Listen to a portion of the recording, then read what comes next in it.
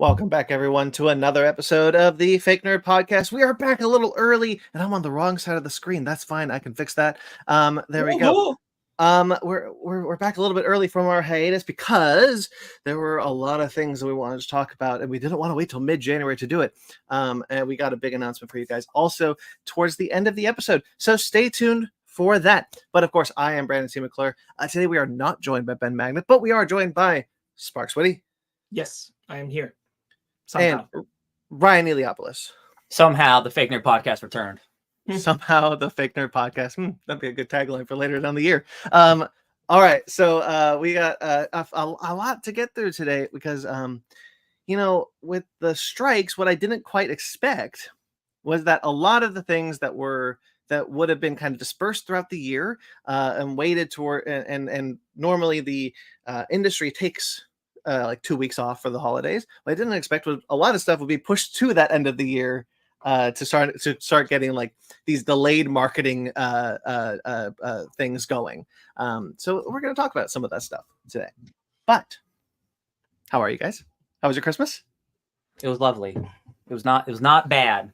It's pretty good. I got to see some family I haven't seen in like a decade, which is very fun. Very nice. You guys get everything you wanted? Santa Claus came down the chimney for everything. I live with this guy, so like every day is Christmas in my house. So like, I'm just happy to be here. I got presents. I got a lot of ramen from my mom, which is great because like if she can't get me a lot of stuff for Christmas because she's as poor as I am, she can get me the food I like. So that's you and I got AAA. Oh, you got AAA too? Yeah, I'm joined because you get like one person in your household with you. Yeah, I'm your one person. Yeah, I got AAA, which after my destructive car accident from earlier in the year is like that's pretty good to have. So I got everything I could have wanted more. Thank you for asking, Brendan. Don't forget the beginning of the year is Bill's time, which is God. Every month is Bill's time. What about you, Brandon? How was your Christmas? That was quite good. It was quite lovely. I got this wasn't a Christmas gift from anyone. This was a Kickstarter, but I got the Klaus hardcover that I posted on Twitter. Just in time for Christmas. So mad I didn't take part in that. I didn't have the funds at the time, but I was like, I have to let this one go. Yeah. I also would have had to let that one go, but I convinced my mother to invest for my birthday. The standard version is just needlessly ugly. I don't know if I saw the standard version. I just mean the cover. Okay, sure, yeah. Yeah, the standard edition, I'm like, you did all of it. Like, don't do the hard leather cover and all that stuff, but like, good lord, just use like the same a better image. Like it's literally just like him in profile on white. And I'm like, oh, that's right. Generic poster image. Yeah, it's so needlessly ugly. I'm like, this sucks, man. Ho ho no. Yeah. Oh no. Yeah, I got the silver edition. I wanted the gold one because I like the way the gold one, but I got the silver one and I god damn, I love it. It's beautiful. It's like a felt cover, not a leather cover. It's like a felt cover. God damn. Yeah. Yeah. Beautiful. It was really cool. I was like, I do want a really nice Klaus compendium, but it was just too expensive. I got my Way to Space hardcover. Yeah, so that Klaus one was really nice, but I'm like, I can't do this for every book I like. But what what, Ryan, you and I actually got the same Christmas gift this year. AAA? Back pain. Oh yeah. Boy howdy. Don't worry, it only hurts when I'm standing, walking, or sitting. Yeah, 100%. It's awful. God, Merry Christmas to us. Was it that you shifted or just stood up when we were doing a recording? Dude, it was in the middle of us talking about Scott Pilgrim, and then like I just moved, and I'm like, well, that's weird. And then I couldn't walk for 2 days. Oh, God. Stupid. I was working. I was working, and I on Monday I was like, oh, my back hurts. That's fine. Yeah. So I kind of kept going, and like until Thursday, and I was like, oh, I can barely walk, and so I had to tell my boss. I was like, hey, I can't really do my job right now, and so they sent me to the thing, and they're like, we don't know, we're not doctors, we can't tell you what you have, but it sounds like you've got this what's the word, sciatica. It sounds like you've got sciatica, and I'm like, that sounds great. That sounds like something I'm going to have to live with forever. That's cool. Yeah. Yeah, I got you can't see on my desk, but I got icy hot and an icy hot roller pad and 3 different medications. Like I'm living the dream. Yeah, it's great. It's wonderful. The Yeah. dream of back pain. Sparks, you didn't say how your Christmas was.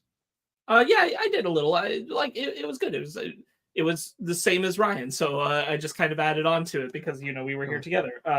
It was nice. A friend of the podcast, Forrest, was with us, which was lovely. Obviously, like the family that lives here, and my mother-in-law also came over, and yeah, it was very simple, very quiet, very kind. We were silent the whole time. We just handed each other gifts silently. What did we watched Doctor Who. Oh yeah. And something else that Did we all we? did together. Did we watch something else? Or we played games. We did play games. So it was fun. I got Zara the Actually board game for Christmas. Oh, cool. I didn't know they made a board game. That's dope. Yeah. I spent a lot of my Christmas funds on the Dropout store this year. Hey, if you're gonna buy anybody's merch, like they're like the best people to do it. Yeah.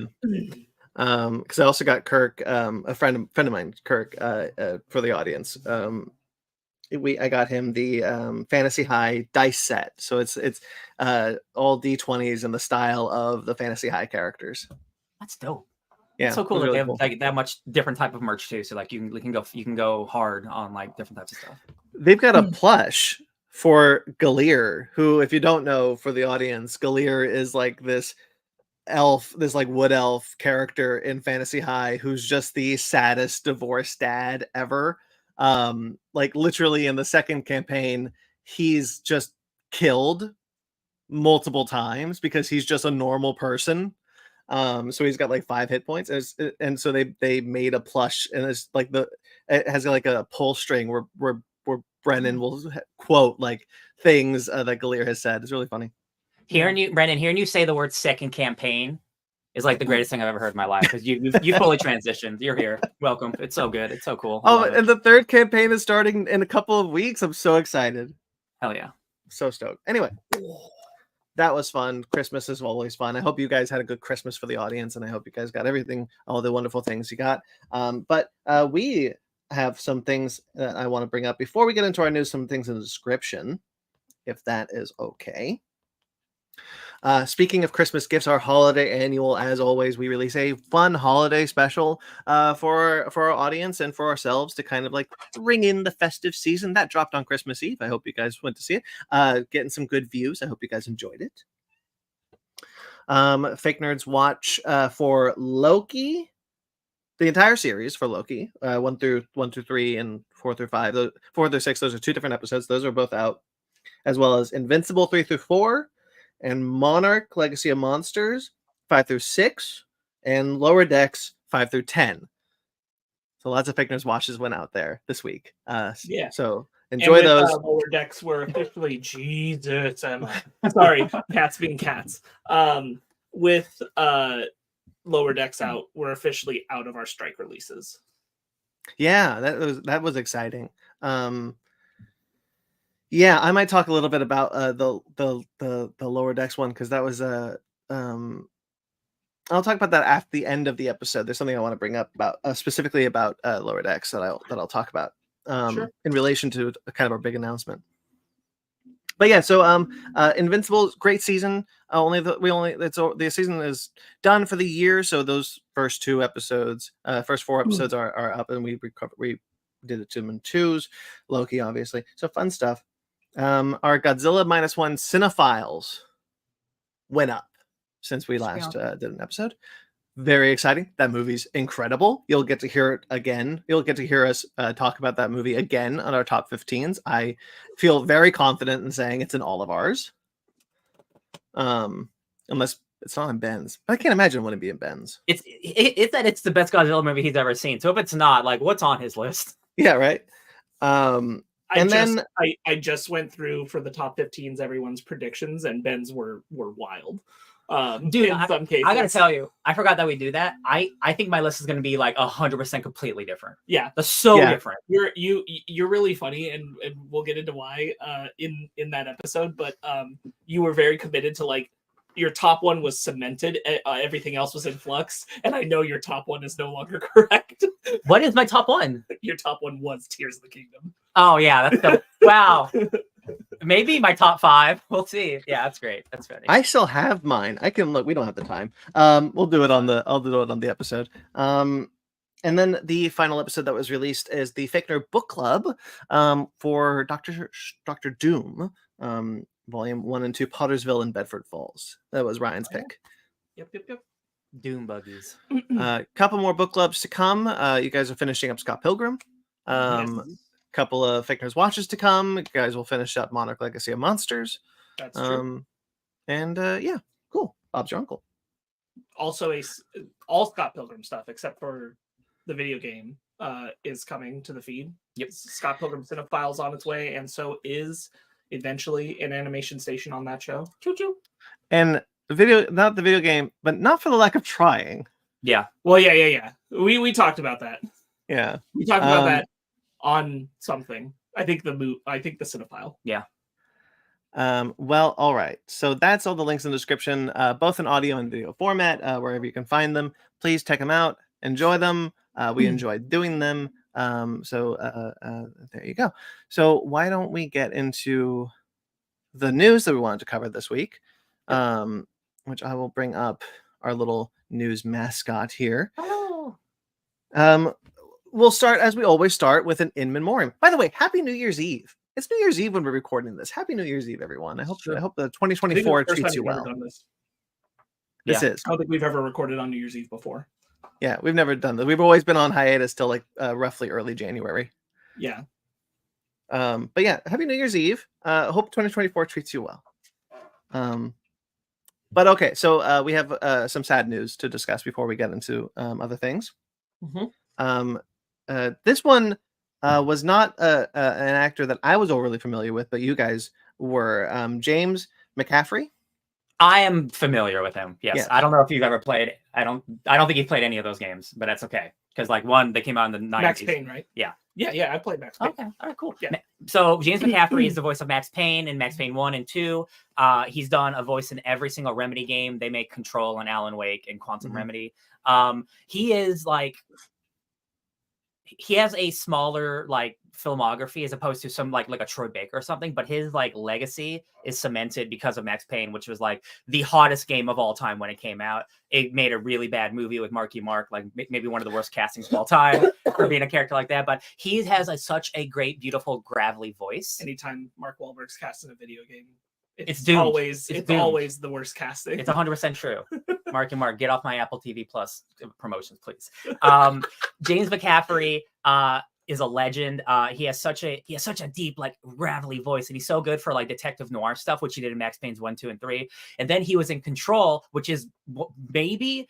I think I'm moving Mass Effect away to being Control being my favorite game of all time. And he plays director Zacharias Trench in that game. And his voice is literally in your ears and on the screen at all times. Because like it's about a mystery of like why he died and all this stuff.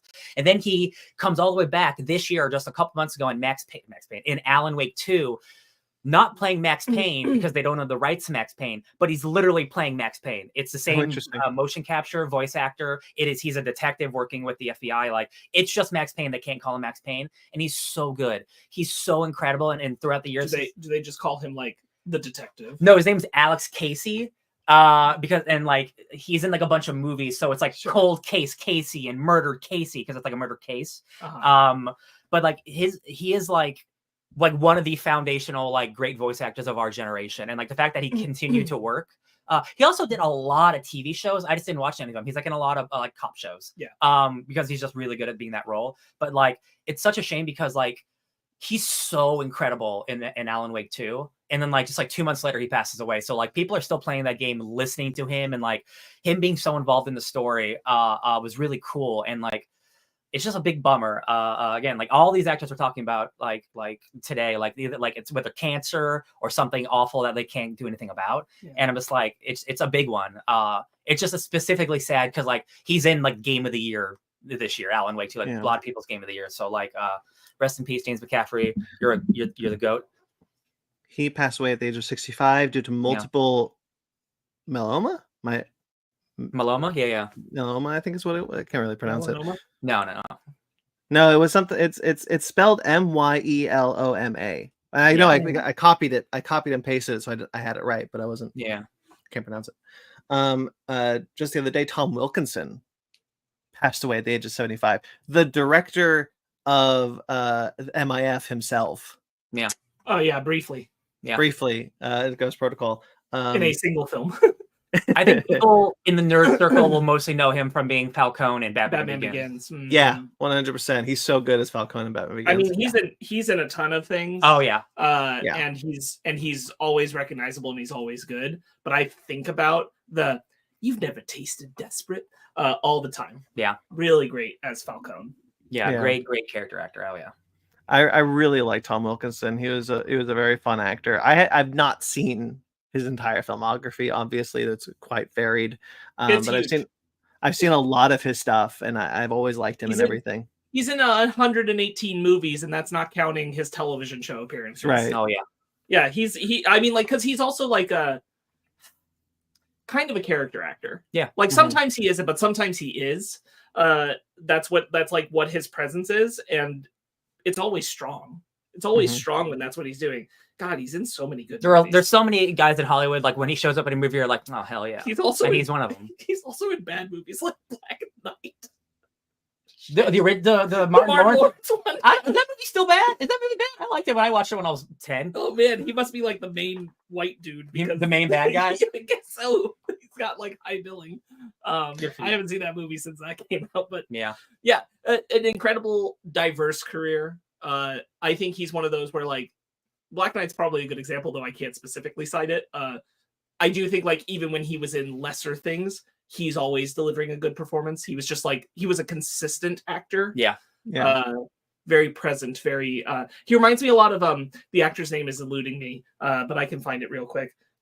Give me some movie names. I can get it. He reminds me of the one who played Lucifer in Constantine. Oh, Peter Stormare. Yeah.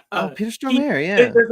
There's a similar like what they're capable of, their consistency in their appearances. Yeah. When they're a character actor, when they're like striking out in a major role. Absolutely. I think they both have that presence and that cadence. So you always remember them. Yeah. Real sad. He passed away, what did I say, 75. 75. No cause of death was given at the time of this recording. His death, he passed away yesterday at the time of this recording, so it's pretty new at this time. It's very fresh. Yeah. Ken Pachiro Satsuma is the next one. He a lot of people probably don't know this band's name, but you definitely know his body of work, especially if you're watching this show and you know how big Godzilla fans we are. He is Godzilla in the 90s Godzilla films, from Godzilla 1985 to Godzilla vs. Destroyer. He also played Hedorah before that. He was he and Gigan even before that. So he was mostly a suit actor for Toho for these Godzilla films, and for my money, the definitive Godzilla. You know, those Heisei films are the ones I grew up on. Those are the ones that I loved. King Ghidorah, Space Godzilla, all those movies, Battle for Earth, Mothra. I adore those movies to death. And Destroya, right? Destroya is him. Destroya is him. Yeah, that's his last performance as Godzilla. Because every era had a different person being Godzilla in the suit. And he's my Godzilla. You know, it's like very much. It's weird saying he's my Godzilla, but it's like he's my James Bond. He's my Doctor Who. He was my Godzilla, which is really just so tragic. I think like it's so hard to appreciate in a broader sense, right? What suit actors are doing with these characters. Mm-hmm. And I think that he has the fortunate, like, probably best suit actor performance I can think of, which is Destroya. Simply because, like, when you watch the Heisei films, the difference between Godzilla at normal and Godzilla crumbling from the inside is physically related to you through that actor. And there just is something different in the performance, and you can recognize it. And like, it really shows the strength, because of his filmography, of how good he is at what he does, because he's established something that Godzilla moves like, acts like, that is normal, that you're like, yeah, of course, like it's Godzilla, blah, blah, blah, blah, blah. You get to Destroy and you're like, Godzilla's behaving weird. And like it's you feel it. You get that from what he's doing inside of the suit. And it's a really emotional performance, because like that film in particular had such a finality at the time for the Godzilla franchise. That's a good point about suit actors, because like if you transition to like the horror genre, people don't think about the people playing Michael Myers or Jason Voorhees or like the Predator or stuff like that. And like you still have to act. You can't just like walk around like it's nothing. So like being able to translate, being in a big rubber suit or being in a slasher mask, like you still have to bring it. Yeah. So like giving credence to those actors, those performers is still important. And unfortunately, like they really only get the standout and spotlight when they're doing something that is different from the norm that they establish, because you accept that, like that's how Michael Myers moves, that's how Godzilla moves, that's how blah blah blah. You get used to it, and you just kind of take that for granted as like part of the performance. It's like, well, they're doing this well. But once they shift it into they have to do something else, like Halloween Ends, the Michael Myers performer having to play like starved and all that stuff, or as we're talking here in Destroya, this Godzilla that's being destroyed by the radiation from inside, that's when you go, oh shit, they're really doing a lot. Yeah, the suit performers are often kind of like invisible visual effects. You know, there's a lot of talk of like, you know, there's so many visual effects in movies. There are times where you just don't know what you're watching is a visual effect. Where you know, it could be something as simple as like a background extension, and you don't know that's a background extension, and you're like, oh well, that's just set design. Well, no, an artist did that, an artist created that, an artist rendered that. That was an artist's work.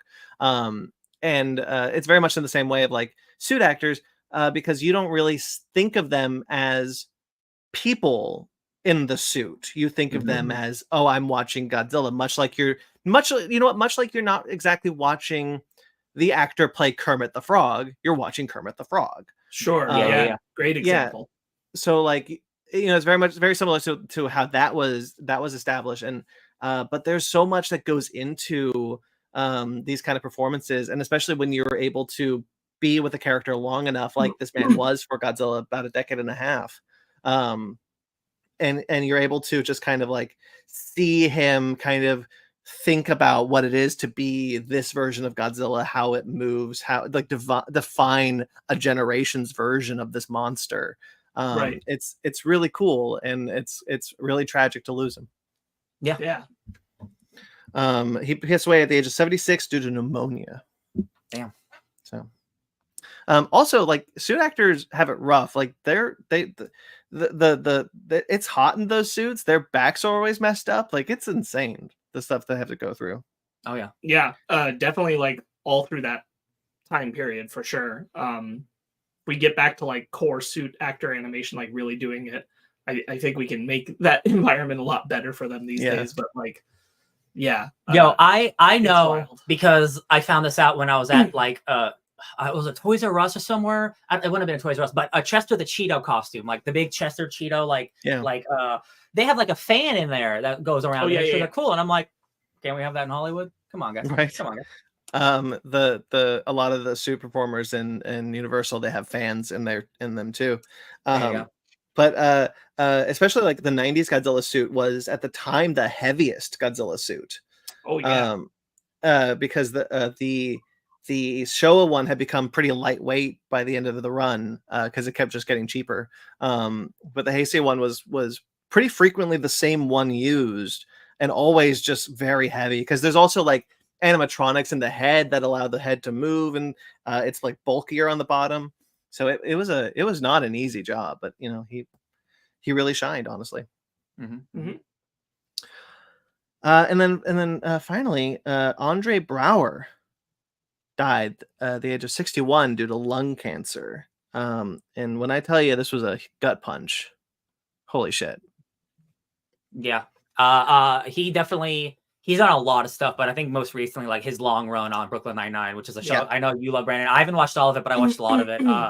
He's like fundamental in why that show. Like all the characters are good, but he really is like one of the best characters on that show. No, it definitely started. It's definitely started as like, this is Andy Samberg doing an Andy Samberg starring show, and it became not just more of an ensemble, but more of a showcase for how funny Andre Braugher could be.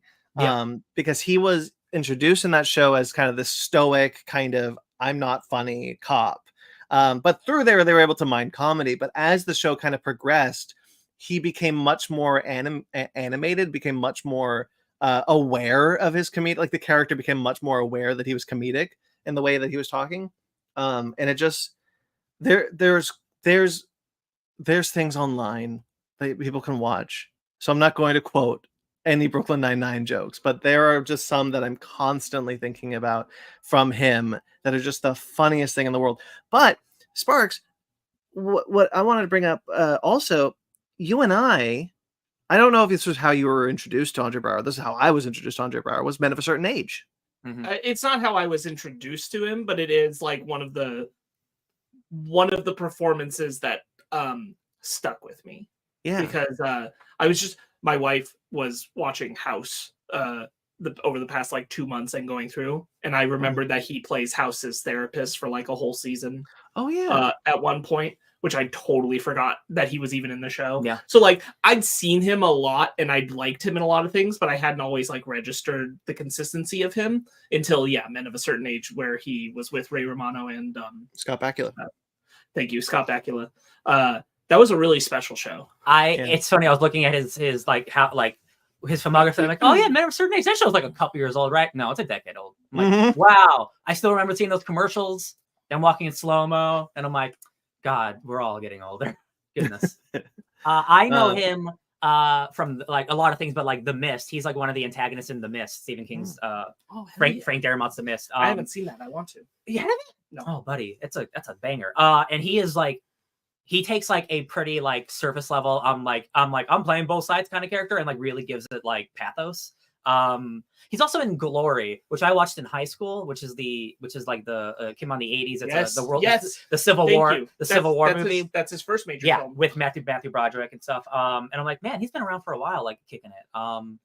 It's a shame, and again, like losing like to cancer, like some things you just can't control, man. That sucks. And I feel like he was only getting like more popular with time, like definitely with Brooklyn Nine-Nine, like that's like where he reached like his mass, like people know this guy. Well, it's very much I think someone was correct when they were tweeting out that like losing Lance Reddick and Andre Braugher in the same year feels like personal and a crime. I think you're right. I think like he was kind of hitting a full recognizability up to that point. It is things like I wasn't connecting for a long time that who I saw in Glory, a character I loved in Glory, was him, because he's just so young compared to what I'm used to seeing. 40 years, But like that's one of my favorite things. One of my favorite performances in that movie is Andre Braugher, and I'm like, oh shit. He's incredible. Lest we forget, I do want to highlight two particular nerd things. One of them being Superman Batman Apocalypse, where he plays an incredible Darkseid. Is that the Supergirl fight? He's good in that. He plays an incredible Darkseid in that. So and another one I gotta highlight. Oh God, is Fantastic Four: Rise of the Silver Surfer, where he plays General Hager. He is in that movie. That is true. but more importantly, the Darkseid one. I really like the animated movies that DC was doing at that particular moment in time. And they weren't really doing so much of the universe stuff. No offense to the universe stuff, but it was just kind of like make a good movie right here. And that was one where it was like, oh shit, this is great. And Andre Braugher has a really distinct and memorable Darkseid. That's true. I agree. The couple of things I want to highlight about Andre Braugher real quickly. I said I wasn't going to quote Brooklyn Nine-Nine. I am. There's one. Brooklyn Nine-Nine was just a really special show to me. It was like really important to me. I watched every episode, every season. I tuned in. Like I absolutely adored that show. And mostly because of Captain Holt.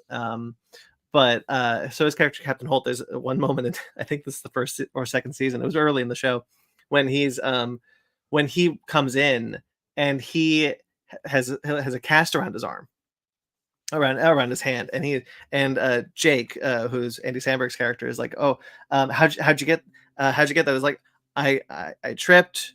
Nobody's gonna talk about it ever again. Cool, because he was very stoic. Nobody wanted to get him mad at you, and so he walks in and he walks up to Andy Samberg and goes, "Do you want to know how I really hurt my arm?" I was hula hooping. And he goes, what? I've mastered all the techniques, the oopsie doodle. And he's showing him the pictures. And he's like, and Andrew Samberg's like, why are you showing this to me? Because no one will ever believe you. As he deletes everything. And it's the funniest thing. And I think about that all the time. But a very important, as someone who I've mentioned on the show, I don't think I've ever said it explicitly, but I'm bisexual. As someone who is on the show, there's a whole episode where Rosa, the girl from Encanto, so I forgot her name, but the character Rosa, Stephanie Beatrice, thank you. She, who I love, she comes out as bisexual on the show, and Captain Holt has this beautiful line, that as much as his comedy shine through, there's a line that he says I think about all the time. Is every time someone steps up and says who they are, the world becomes a better, more interesting place. Because he played a gay cop also, and I just think that's beautiful, and the fact that it came from that show, that he said it, like, just makes it even more special. Sure. Yeah. I think he was a really incredible performer. It's gone too soon. Would have loved, just like with Lance Reddick, would have loved another 15, 20 years with that person. Absolutely. Lance Reddick, I mean, just to bringing up, he was in another Remedy game, Quantum Break, and he passed away. He was supposed to bring that character back in Alan Wake 2, and then he was recasted with David Harwood, who's done a bunch of stuff, but like he was Martian Manhunter on the CW shows, who's really good in the game. Yeah. But like to have that character come back after like 5 years would have been really, really special. Yeah. It sucks. I think it's really interesting that Andre Braugher has the same kind of thing happen with Men of a Certain Age in Brooklyn Nine-Nine, as you were saying, Brandon, where they didn't realize how funny he was right away. And like Men of a Certain Age, he like gets funnier and funnier. I'm pretty sure he was the funniest one, to be honest with you. Hey, what about Ray? That's the worst impression ever done. And then that happens again on Brooklyn Nine-Nine. But really, really loved a lot of his career. Yeah, me too. Sucks. Like you said, we should have had many, many more years with them, and it's weird to say like someone in their 60s is gone too soon, but at this day and age, like that's not old. It is gone too soon. Yeah. All right. Well, that's all the sad news. I'm sure we've got some happy things to get to next, right, Sparks? Oh boy, do we ever! Oh man, you know what? Let's do a happy thing. Let's do a happy thing first. Let's talk about our good friend Mike Matola. Mike. Friend of the show, Mike Matola makes our logos, not all of them, but a lot of them, and frequently comes on and chats with us. We love Mike. He's incredible. He won an Emmy. Yeah. He won an Emmy as, I have the whole thing, editor in Outstanding Public Service Initiative, which was for DreamWorks' Gabby's Kids Power Challenge. That's awesome. I thought it was a prank. Me too. I thought it was a joke. And then I was like, oh no, the Emmys are actually happening right now. Oh, that's a real statue. Oh shit. Yeah. That's crazy. This is the guy who talks about Marvel movies with us. Get out of here.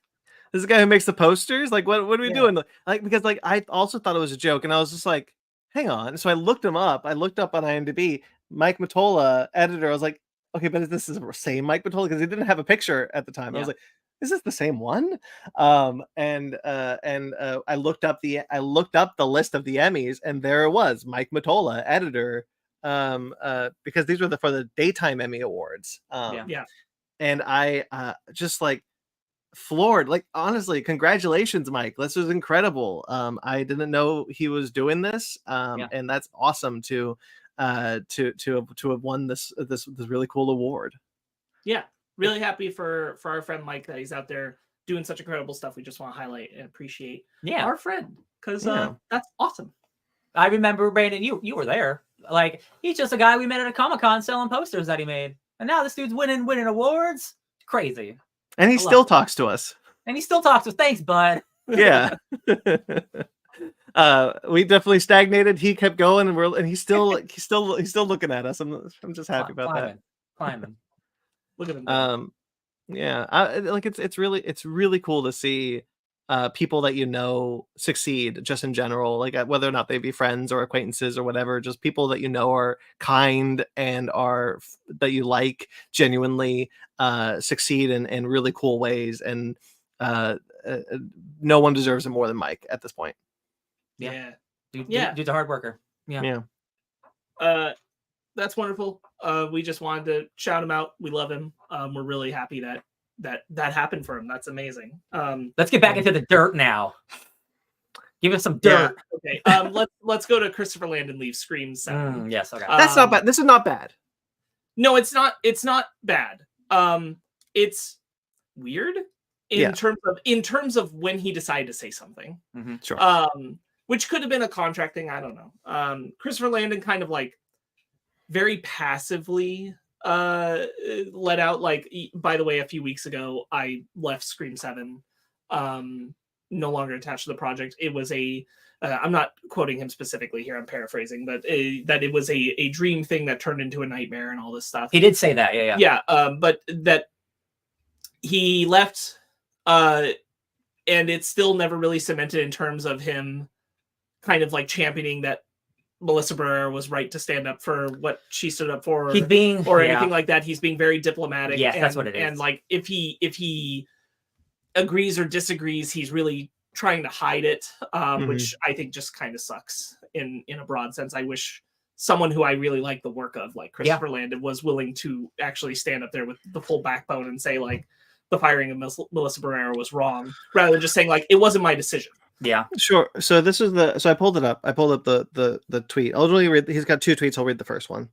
I guess now is as good a time as any to announce I formally exited Scream 7 weeks ago. This will disappoint some and delight others. It was a dream job that turned into a nightmare, and my heart did break for everyone involved. But it's time to move on. And like he very much, like, I think he made the right decision to do this, because we've said when Melissa Barrera and Jenna Ortega left the project, like, you just lose your 2 leads. Like, you pulled the rug out from under you. Like, there's no world where you I think you want to continue. Yeah. But you are correct in saying that, like, he is trying to be like, it's unclear if this was because Melissa Barrera was fired or if it's because he got backlash for not saying anything about the firing. It could also be like in relation, but not connected to, like, rewriting that entire script too. Yeah. And like maybe the scheduling now got moved, and he's just like, this is just such a mess. I don't even want to deal with it. Yeah. But like, this is kind of the thing, is like, it is good. It is good that he's backed out and Scream 7 is effectively dead as far as anyone's concerned. I want to see who they get to direct this which one. is sad. Which is sad in the sense of, like, loving the Scream franchise and like them have been all bangers, and like, it's dead, but it's dead. And that's what it is. And Christopher Landon very much walks that line of, like, yeah, he's not disclosing if for what reasons that he felt, and I think that just kind of as a person who wants to like his work, this is a little bit of a smear that's going to stick around, of like, I don't know why you didn't stand up a little harder. You said it, he is being diplomatic because he doesn't want to piss off anyone at Spyglass, just in case he could work there again. And I think it's unfortunate, because I do think that if the previous team had been there, Radio Silence, they would have championed for Melissa Barrera to not be fired, to be hired back and everything. And there's probably a path where if they were the people who were saying, like, if you get rid of her, we're gone. And that holds more sway, and Melissa Barrera comes back to work for them, but not for Spyglass. And like, I could see where that happens, because they have the history of the previous 2 films, and they have the investment of, like, we picked you, we made this story with you, kind of thing. But Landon doesn't have that history, so Landon doesn't have that opportunity to save this decision. It all just sucks.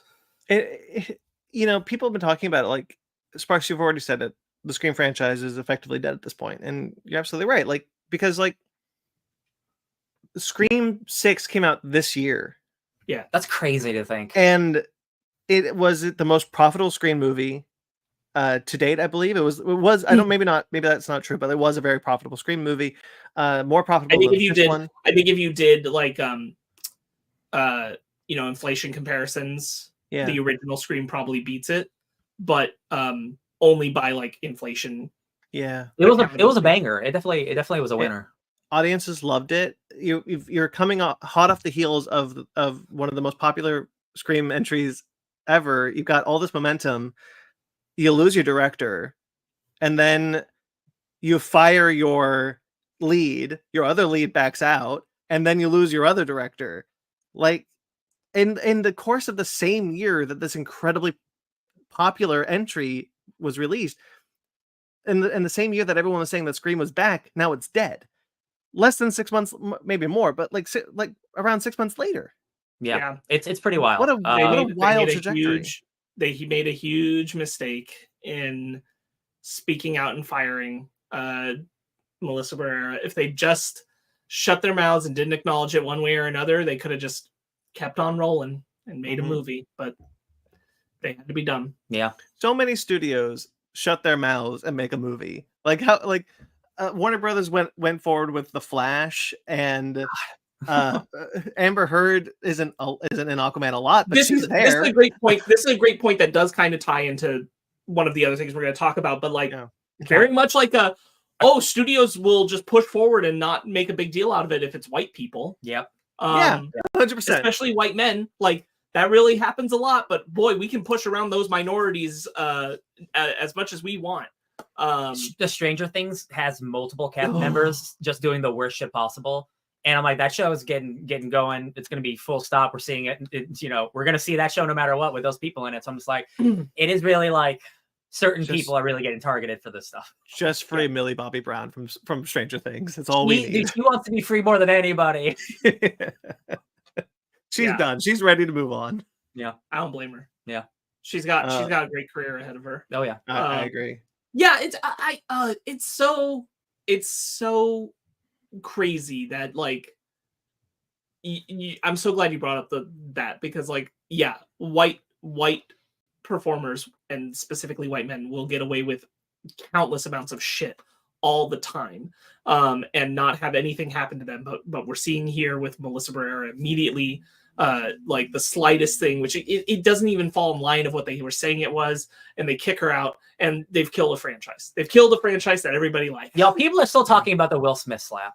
Like a year and a half later. Like, listen, like it's almost comical, like how the choosing sides of like, where in the color spectrum are you? And then we're just not, and then we're gonna cut you off. And I'm like, yo, you're not even like, hiding it. And again, like let's also go to the tear down on the MCU that's happened this year. Specifically targeting the projects that are led by like a black female director. Yo, Aquaman just came out. All this shit, walking like a fish. Variety's whole hit piece on Nia DaCosta. Yeah, Variety's whole hit piece on the MCU the back half of this year. Yeah, for real. Like someone really wants to kill the MCU over it. And of course, like we've talked about before, but like leaving Black Panther off the cover. I'm like, oh, let's leave off the $1 billion movie. Yeah. Like it's like you're not even trying anymore. There's a lot of like really gross shit going on in media coverage about these things, and like I think the strikes bubbled up a lot of it too, where you see like how fickle major media outlets are and who they'll cater to and it's the same way that's tied to the heads of studios, who they think is important and who they think is disposable. It sucks. I'm glad that Christopher Landon's gone, because I mean I do think it like puts a final nail in the coffin on the movie that needed to be there. So because like I didn't want to see it get made without them. But I wish he stood up for them just a little bit. I want to see more of his projects in the future. This isn't like a full he's a shitty person thing, but it's like I think in history you'll look back and say you could have done more here. True. So that sucks.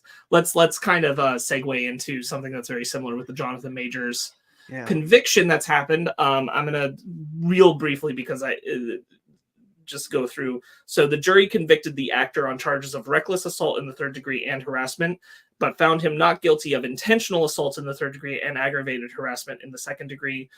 For those of you who are really trying to read into a lot of this, the reason why it's not intentional assault seems to be that they've determined he did assault his girlfriend at the time, Grace Jabari, in like not necessarily self-defense, but in like a reckless manner, but not an intention to do the damage that he did. He was just reckless with his force, is why they're using the word reckless. But they do admit that there is a pattern problem of harassment and all this kind of stuff here. So that leads to his conviction. He'll serve time for a year. That happens. I do, while we're on that point about how white performers and everything are treated, the point isn't that Jonathan Majors shouldn't be reprimanded or face justice for what he did and what has been brought forward. That's not the point. But the point is, look how easy it is to do it when it's a black man. And Johnny Depp walks scot-free, gets all this defense and stuff, all the rest of them. That we could go through a laundry list of who get no punishments. Ezra Miller, everyone's been pointing to the Ezra Miller thing. Like, Ezra Miller gets to keep the Flash and be fine while Jonathan Majors has to go to prison. It is just the double standard is very stark. And I think we were pointing this out even when Jonathan Majors was first brought in, that movies and agencies were so fast to drop him without this case having occurred. And the MCU hadn't done it. But all the rest of them, they were just dropping him like flies. They were like, no, we're not touching this. We're not touching this so quickly. And you just don't see that on the other end. Sure. I think, that said, I actually think Marvel was smart in this case. I think that they were smart to wait for a conviction. Move forward with Loki. Obviously, we can't change anything on Loki. So let's kind of keep going. Let's have a contingency plan. But you know what? There's also the possibility that this is a James Gunn situation, right? Where we fire him and realize we made a mistake. Right. And have to bring him back. Okay, well, let's wait and see. And waiting for a conviction was incredibly smart of them to be like, okay, well, now he's convicted. We can't work with you anymore. Let's get rid of everyone else. Though, what you were talking about, what being able to lose him, Marvel, weirdly enough, should have been the template for this whole thing. Let's wait and see, because you're going to wait and see for Johnny Depp or Ezra Miller. Yeah. So why give that? Why not give them the exactly? Same well, this is not. I in no way disagree with like what the jury decided to do with Jonathan Majors, and I'm not in that case. I'm not seeing all the evidence. I'm not in that case. Like, it's their business, and I think that they came to a just solution.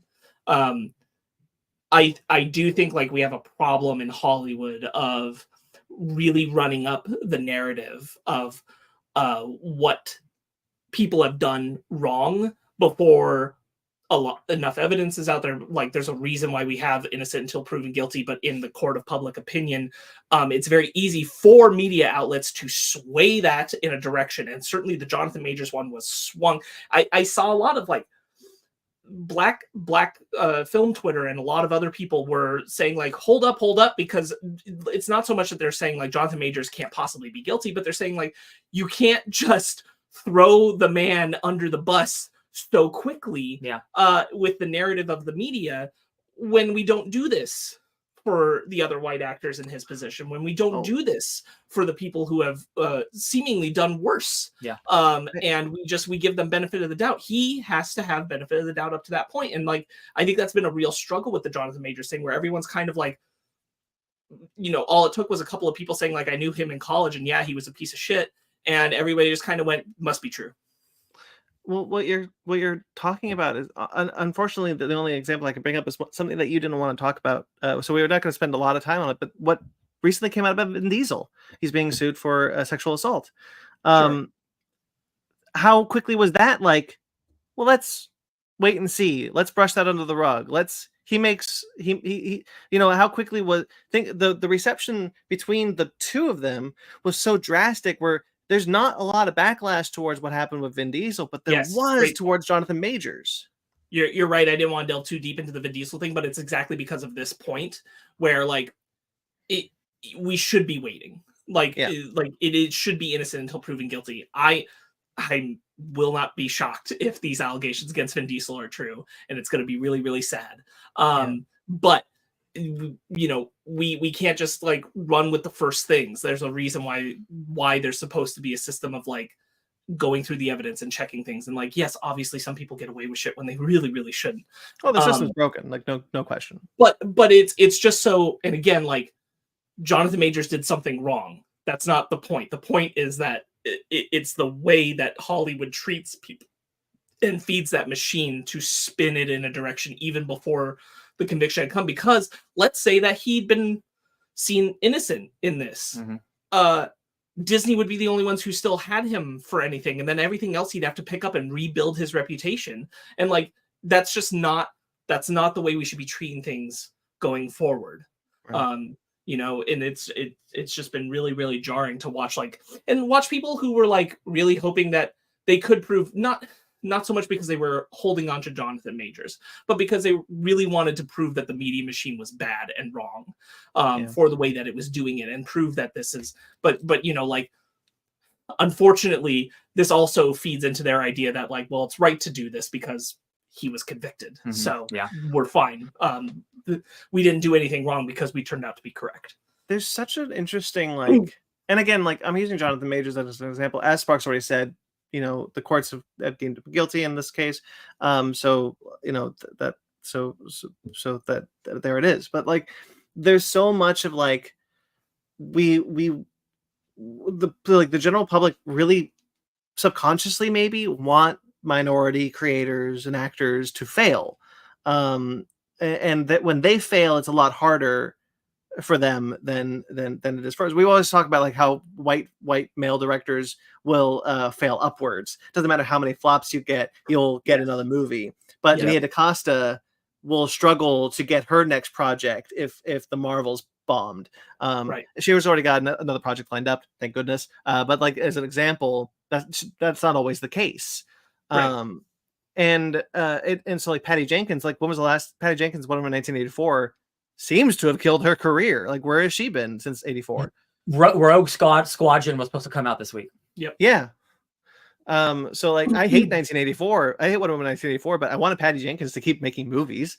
Like, it's ridiculous that she's not. And so like, when it comes to like this like, the wait and see thing seems to only happen when it's white people, and not when it's minorities. And it's really frustrating to see so many people, Variety, want these minority creators to fail so badly. The double standards really bothered me, I think, in watching like the whole Jonathan Majors thing play out, because we as a collective society got so defensive of and protective of, I'm going to use Johnny Depp because it's a really prominent one, but we got so protective of him because we all love so much of his work. And I'm like, yeah, I get it, but like, Jonathan Majors was one of the hottest actors of the past year. Oh yeah. Like Creed 3 came out this year. Like he was big ticket. And Ant-Man came out this year. Yeah. Like he was making big waves, big presence. Like kids were excited to go see him and have him sign their helmets and things like that. Like, Jonathan Majors was becoming a household name in such a major way that it's crazy that, not that there weren't people who were doing the same, who were trying to be protective of him and all that, but like, it doesn't matter. Like, the narrative just steamrolls over them. Yeah. No benefit of the doubt, no opportunity until a conviction would come that would say he was innocent. And if that had come, like, he would have had such a still uphill battle. We know it. Even if he had been innocent in this case, he would have been struggling to recover his reputation for the next decade. Just like you mentioned with the Will Smith slap. Yeah, like that one. Oh my God, has like cratered Will Smith's career when it really shouldn't have. The next Bad Boys. God. The next Bad Boys movie comes out next year, and you can bet your ass that slap is going to come up again in the media cycle. Hey, why have we forgiven Will Smith for the slap? I have seen the thing about the slap. I'm going to rant a little bit, just like 2 minutes on the slap real quickly. Sure. Like, I have seen so much worse happen to so many people than just getting slapped in the face. Yeah. Like, I have never understood. In the moment, I didn't understand the reaction that happened. Honestly, maybe Chris Tucker deserved it. Who am I to say? Chris Rock. I like Will Smith more than Chris Tucker. Didn't deserve anything because it was Chris Rock. Oh, sorry, Chris Rock. That's right.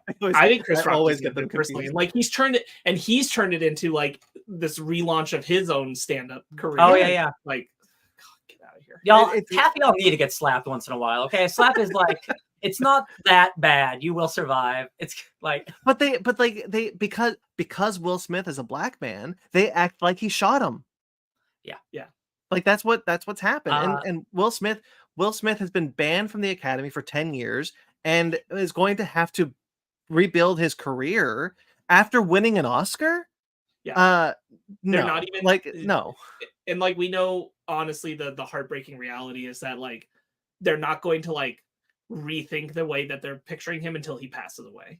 Yeah. Like it's just that's how it's gonna go because that's what they fucking do. It's just so exhausting that the way the studios and the media machines work in conjunction to kind of decide who we protect and who we don't, and who's relevant and who isn't, and what narrative we want to take and what narrative we don't want to take, and that they ebb and flow in those exact specific and very, very racist embedded directions. and like the Will Smith one is like, I don't want to talk about this a long time, but it's just like, it just makes me think like he is one of the nicest, most loved people in Hollywood, and he had an emotional reaction to someone making fun of his wife. Yeah, like that should not ruin a man's career, especially someone who like we know has like not done anything bad. You know what I mean? Like this is the worst thing he's ever done is slap someone for defending his wife. Like, give me a break. Right. Like, yeah. It's no, ridiculous. You're so right. You're so right. Like there's no pattern of like dangerous abuse, and like even like, yeah, he went up and he slapped Chris Rock across the face on live television. It's like, yeah, what did Chris Rock say about his wife? Yeah. Like what's Chris Rock's pattern of behavior towards Jada Pinkett Smith that would have made Will Smith do this? Yeah. Rather than questioning that, we just like, yeah, it's exhausting and terrible. And again, we have defended people for worse.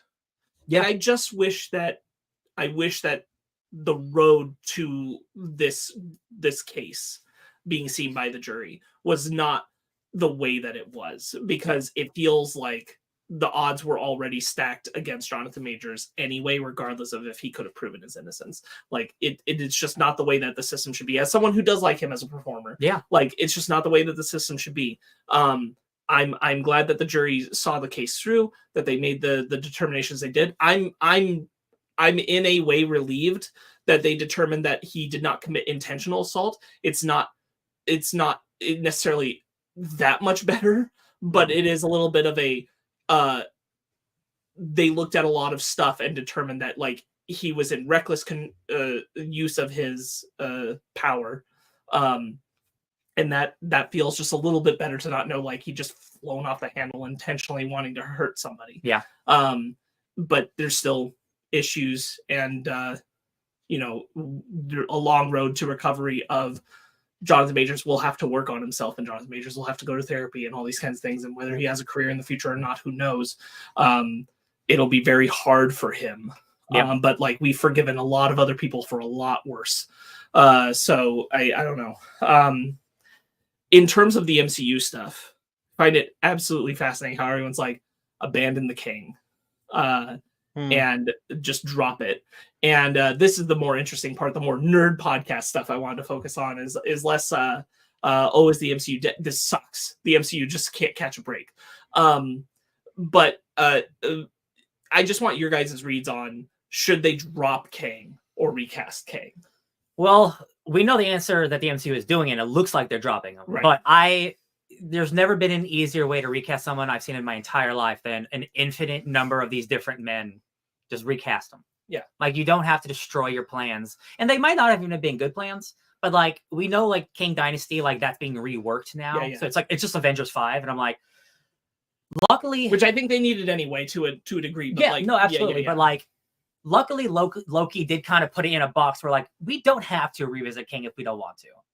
I don't think they should be doing that. I think King is a good enough character, and it's so easy to recast, specifically in a multiverse character, that like it seems like the easy way out, but it feels like they don't even want to be associated with anything King related because Jonathan Majors touched it. And I'm just like, that just seems backwards to me, but I don't know.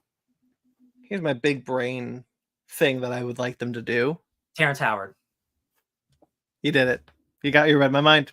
We're simpatico. Good. Let's get another man who's hit women Yes. to play King. So I think this, and they will never do this. My what I think they should do is something that they will never do in a million years, which is push Secret Wars. Secret Wars to the net. we're in the multiverse saga. I always thought we were too early to do multiverse saga. So like rename the saga. Don't focus this on the multiverse. Do the multiverse as the next saga and revisit Kang there. Because like I think that you could have really done like someone not someone I don't know who. I don't know. I'm not as familiar with the Marvel villains as Ryan is, but like someone who could be the bigger threat than Thanos, but not as big as Kang. And Kang isn't like I've read comic books where Kang isn't even the big threat. Right.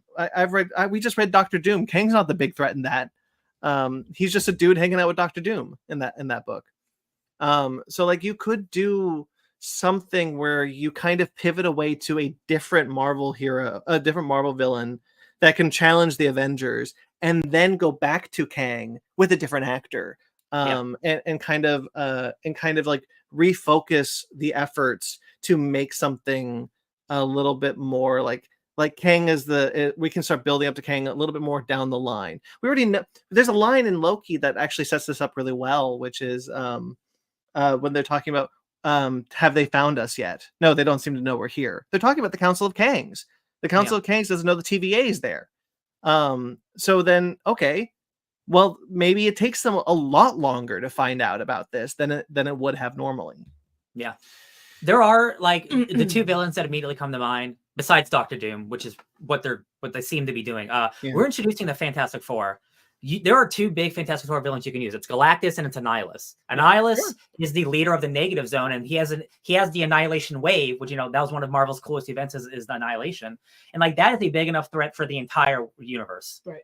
Not exactly multiverse, but you can. And then Galactus, depending on which run you take, he can be just attacking Earth, or he can be attacking the universe. Like there are other options. I feel like Marvel thinks they're backed into a corner. So like they're just gonna pivot to Doom, which like honestly, for if you are leading the Secret Wars, is what you should have been doing already. Right. But the multiverse, like I agree, Brandon. Like no one will get mad if you push the Secret Wars stuff till further, because that is like you can't get bigger than Secret Wars. That is the end all be all event. But they won't do that because they're scared. I think there is a valid question of like how much is it Disney reacting to stuff and how much is it Kevin Feige in the MCU reacting to stuff. Yeah. And like who has the control there of saying what are we doing. So benefit of the doubt on some of that I'm sure Bob Iger is kind of also pulling the leash on some things. I agree about parts and don't agree about parts of what Brandon was saying there. I do want Secret Wars pushed back. I don't agree about like just pushing back the whole multiverse concept at scale, only because my thing is, and I still kind of would keep Kang right now. I would keep Kang as the present thing right now. I agree with Ryan. Like Doom is Secret Wars. So push back Secret Wars and build up Doom. And still the multiverse is something ever getting bigger and expanding. But like, I still think Kang should be something that they deal with in the near future. And the main reason I feel that way is because the multiverse is because there have been a lot of bumps in the past couple of years with the MCU for sure. But if they pivot now, I worry that a lot of foundation and table setting they've been doing these past couple of years will truly feel like meaningless if they pivot too hard away from what they were putting the trajectory for. It sucks to lose an actor as good as Jonathan Majors was, who was going to play all these different forms of Kang, and it was going to be this really well like populated thing going on and building to its conclusion. I think that was going to be a lot of fun. But we can lose that. I actually lean towards what Boss Logic suggested, which is basically doing Jet Li's The One with Kang and having a Kang who is a different actor who has been, you find out has been killing all the other Kangs. You don't even need to see them, but like he's been building himself up as the one true Kang. And that be the one that they fight. But then you're paying off this Kang stuff. You're paying off some of this multiverse stuff. I think that there's merit to an idea of doing that. And like, I think it's even better to build this multiverse stuff for all the characters who get connected and involved in it, and those who haven't been aware necessarily of the multiverse, haven't interacted with it a lot, to face Kang and think, okay, we've solved the multiverse problems. Like the multiverse is safe now. Scale things back down. Oh shit, Secret Wars. so that you Sure. have that like kind of up and down, and the multiverse kind of recedes a little bit, but it's still there. I don't think the solution is necessarily push everything away or even abandon some of it, because again, like I worry that we're going to look back on some of the things that have built the path here and be like, wow, what a waste. Yeah. And that's an unfortunate space to live in. And I think that in some ways they have to kind of just commit to the trajectory they set themselves on to the best that they can, rather than trying to completely turn the ship a different direction. Go ahead. And then I had another thing. Well, one of the things I wanted to say real quickly about building up Doom, because like if Doom is the villain of Secret Wars, which he should be, that comic is incredible, but I never liked the idea that Fantastic Four, and there's already been talk like Fantastic Four wouldn't even introduce Doom in its first movie, which I think is insane and I'm sure isn't even true. Yeah. But like, I never really liked the idea that Doom and Secret Wars would be in the same phase. Like I really think like Fantastic Four, there should be at least like 3 Fantastic Four films before you get to Secret Wars. 100%. Yeah. That's where I was sitting feel anyway. like, no, I agree. I feel like Secret Wars, I think in a broad sense, like the moment they announced Secret Wars, I've always been afraid that the only reason that Secret Wars is being done isn't necessarily to deliver on the narrative story of what Secret Wars is, to even give kind of a hint of it, to land something that is transitional for the characters, but simply the excuse and way of putting the X-Men in the MCU. Yeah. And like, I just don't think that should be the purpose of that story. You got to find a different route. I just don't think that should be it. And I think I've always thought that Secret Wars, where they put it and announced it, even as they pushed it back, shortchanges so many young new characters that we've been introduced to, like all these next generation heroes. Like, if Secret Wars happens, do we even keep most of them? Like, you just put all these, this is what I mean, is like, don't abandon all this table setting you've done. Like, you have the makings for Young Avengers. Like, good Lord, use them. I'm not even saying make a Young Avengers movie, but use these characters like the Marvels hints at, and I hope they follow through on and don't abandon because that movie flopped. Like, these are the characters like you've been building up. Like, do things with them. Don't just like have them there and then wash the universe. Like, that doesn't make any sense. And they so explicitly, like, we've been talking for years now, they're slowly introducing all the different Young Avengers, but like they explicitly show in the Marvels like Kate Bishop and Kamala Khan hanging out. So like, which I think is I think that is a pivot. I think that is them. I think that scene is there because they're starting to recognize like we're not doing enough with this. Yeah. So and we've been heading the wrong way with exactly. that. So like that makes me think that like, I mean, it has to be a movie. Like I don't think you can like you can't. It's like you can't make a Young Avengers TV show or a TV movie, but like. That should be a theatrical movie, not something to throw on Disney Plus for some people to watch it. Yeah, like it's weird. And Young Avengers also gives you just real quick, Brandon. The Young Avengers also gives you the access of like, if you did want to follow through on a Kang story again, like kind of combine the idea, give a strong Kang who's apparently like eliminated and blocked out a lot, and the Kang who's on the Young Avengers, Iron Lad, and have both of those stories paralleling to each other and what that means for them and like how complicated that makes things. But that feels more like it brings Kang down a little bit towards a like, not that he's not a threat, but like he's not the Secret Wars level thing anymore. Now he's more of like okay, we're gonna do this, but there's still bigger stuff on the horizon kind of thing to take care of. Real quick, just because he brought that up, like Iron Lad, his whole thing is like, am I going to become Kang the Conqueror? Like, I have to be a hero. I do not want to become the villain. That's a movie right there. That's easily a Young Avengers movie, but like I don't even think they're thinking about that. The other worry that I have with Secret Wars, again, like if you're going to do Secret Wars right, if you're going to do it right, if you're going to have a hint of the story that is in the comics, which you can't really adapt the story as is in the comics, so you got to make a lot of changes. Yeah. But if you want to keep the heart of it, then Doom is the heart of it. So like I already said, you need at least 3 of those Fantastic Four movies to get there. But the other problem that I have with Secret Wars is that not only Sparks does it feel like as an excuse to bring in the X-Men in the next phase, which I don't think they ever needed to do, but also an excuse to bring back the old characters from the previous comic book movies as an excuse to do that. And I am so disinterested in that at this point. Like you can't treat Secret Wars like this. You can't treat it like that. And Endgame is a movie that culminates an entire saga by wrapping up plot threads of films that people have devoted hours of time to, hours of watching. You remember marathons leading up to the next movie, and Endgame is the tip of all that.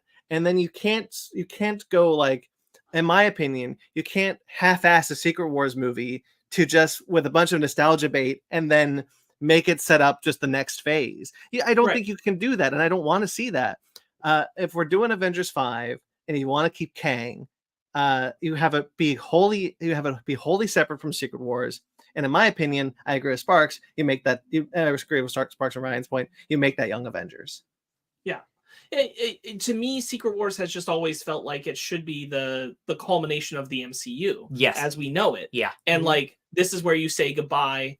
There, I wouldn't mind bringing back the old actors because, like, at that point, like, we're saying goodbye to everybody, right? Sure. Like this is where ideally Iman Vellani has played like Miss Marvel for almost 20 years. Sure. And at that point, you're saying like we're sunsetting the MCU as we've known it, and when it comes back with all new performers, new takes, like new starting points, new ways of going. Who shows up first? Has Spider-Man been there longer than the Avengers gets established? Like whatever, that's where you do. Is it Miles Morales? Is Peter, older? Is Peter even there? Like you do all of those things at that point because you're resetting the whole universe. You can have a new actor playing Iron Man. People will accept it at that point, that kind of thing. Mm-hmm. That always feels like what Secret Wars should be doing is as the button of it all. Mm-hmm. And again, like I feel like they've just kind of locked it into, it feels like from an outside perspective that they've locked it into, this is how we get the X-Men. Yeah. And I'm like, yeah. Endgame, like you just said, Brandon, is a culmination of like so many different stories, and it all feels natural and progressive. And like Endgame is not empty calories. I am so scared that Secret Wars is just going to be, hey, remember those heroes from 20 years ago? And that will just be, it'll be a fun first watch. I won't think about it the way I think about Endgame or Infinity War. Right. And like Secret Wars is arguably not just like the original 80s one, but Hickman's 2015 like Secret Wars, I think is the best event they've ever done, because that is also a culmination of like 60 years of Fantastic Four, Doctor Doom, Avengers storyline being told into one. So I'm like, they just want to use that name so bad, they're not even thinking about like the actual way to get there. The thing that I worry about Secret Wars more than anything, all these scoopers online are talking about, and like, scoopers get their facts wrong all the time. They get things right. They've got hit to miss ratio like anybody else. Yeah. What Sparks is talking about is in like 20 years time, we do a reboot of the MCU. What the scoopers are saying is that Secret Wars is going to be a soft reboot in 2026. Yeah. And I'm like, no, absolutely not. There's no need for that. It doesn't make sense. There's no reason. Like, you have all this is the thing is like, we've got Miss Marvel. Daredevil just got to the MCU. We don't even have the rest of the Netflix people. Spider-Man's finally out of high school. Like, why are we resetting? Yeah. Why would we even like soft reset again? Like, it just feels like we gotta find a way to integrate the X-Men. And I'm like, I don't know, come up with something else. Come up with anything else to integrate the X-Men so that you just keep telling stories with the actors who are playing the characters now, so that we're not like beginning with either Iman Vellani still being Miss Marvel or not, or whoever. Like, I want to watch these actors have just as much time to build these characters as Robert Downey Jr. did to do Tony Stark. Yeah. This is where like Secret Wars really like puts me off. Anyway, getting back to like the core of like what it seems they're doing in terms of like abandoning Kang and Jonathan Majors. My worry, obviously, I think films in general are suffering. I don't think this is a comic book movie problem. A lot of people will try and tell you that it is, or that it's an MCU problem. It's really not. It's a big blockbuster problem. Like, there's a lot of factors. It's inflation. It's streaming services. It is quality, but like that's not the only factor. Everything has proven that like if you put the work into the film, word of mouth will get people into theaters. Elemental proves that. Godzilla -1 proves that. Like, if the work is on the screen, people will show up. So they simply have to actually make stronger films. Yeah. Barbie and Oppenheimer. That is Huh? Barbie and Oppenheimer. Barbie and Oppenheimer. Yeah. Yeah. If you are putting the quality on the screen, people will show up because it's worth making that journey out there, spending that money. But if you are constantly just like trying to fill the machine and go in a certain direction, and you're not, this is like a great example. I think Nia DaCosta wanted to put something very special on the screen, but as she has stated, it was not her movie. Yep. There's a lot of machinations that control it and keep it from being as great as it probably could have been had she had free reign. So it's things like that that make people go, I can wait for it on Disney Plus. That's a couple of months away, rather than going and spend their money. And I can't blame people for that when they're struggling to pay for groceries and gas. Yeah. So I can't blame them for that decision.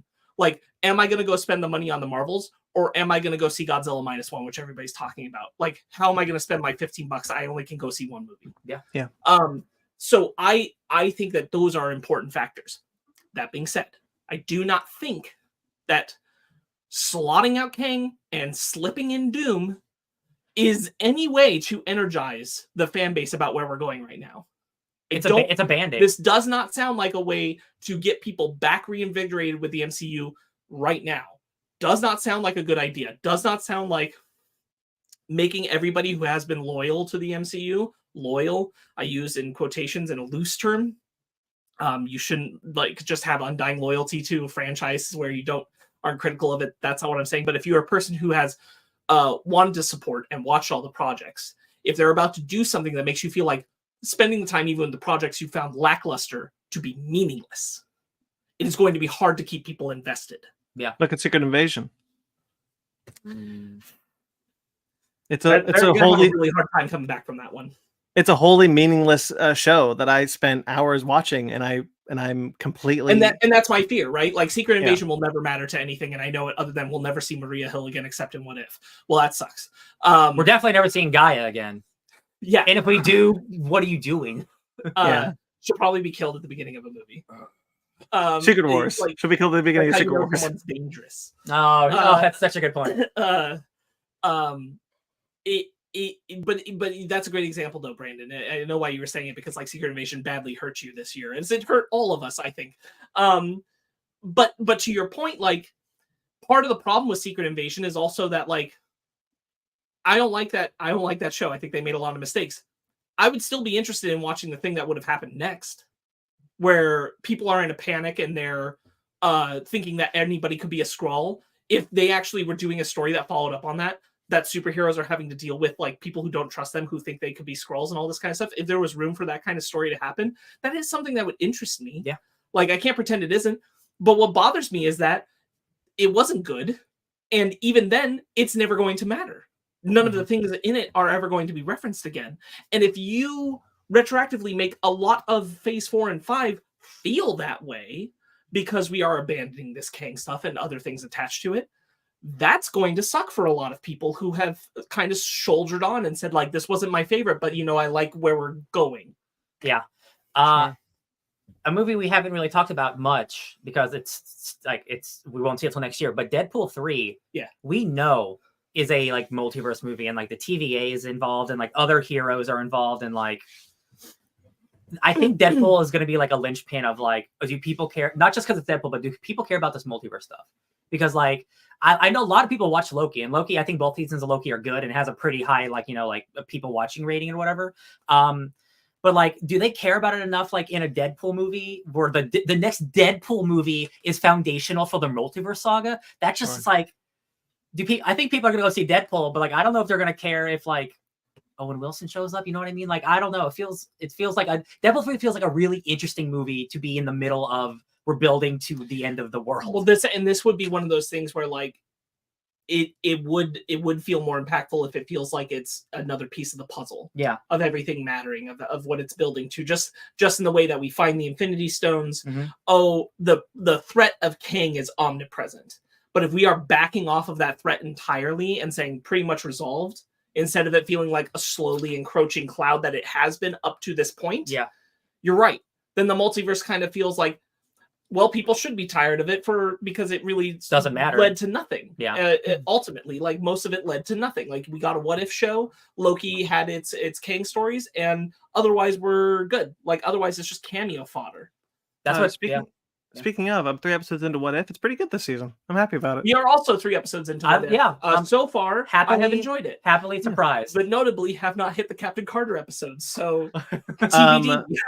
I also want to say, because you talked about this kind of blockbuster, what's going on this year is a just general movie problem. You know, you look at like, but one of the things that you didn't bring up, which I think is so interesting, is how the $1 billion linchpin, the $1 billion mark, has become so detrimental to box office analytics. Well, sure. Because you look at Fast X, which made, what was it, 700 million?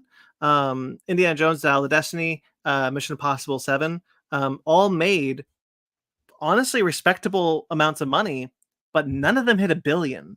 And because their budgets were closer to 300 million each, you know, in Mission Impossible's case, they had a reason, because they were keeping everyone on when they were in filming for multiple years.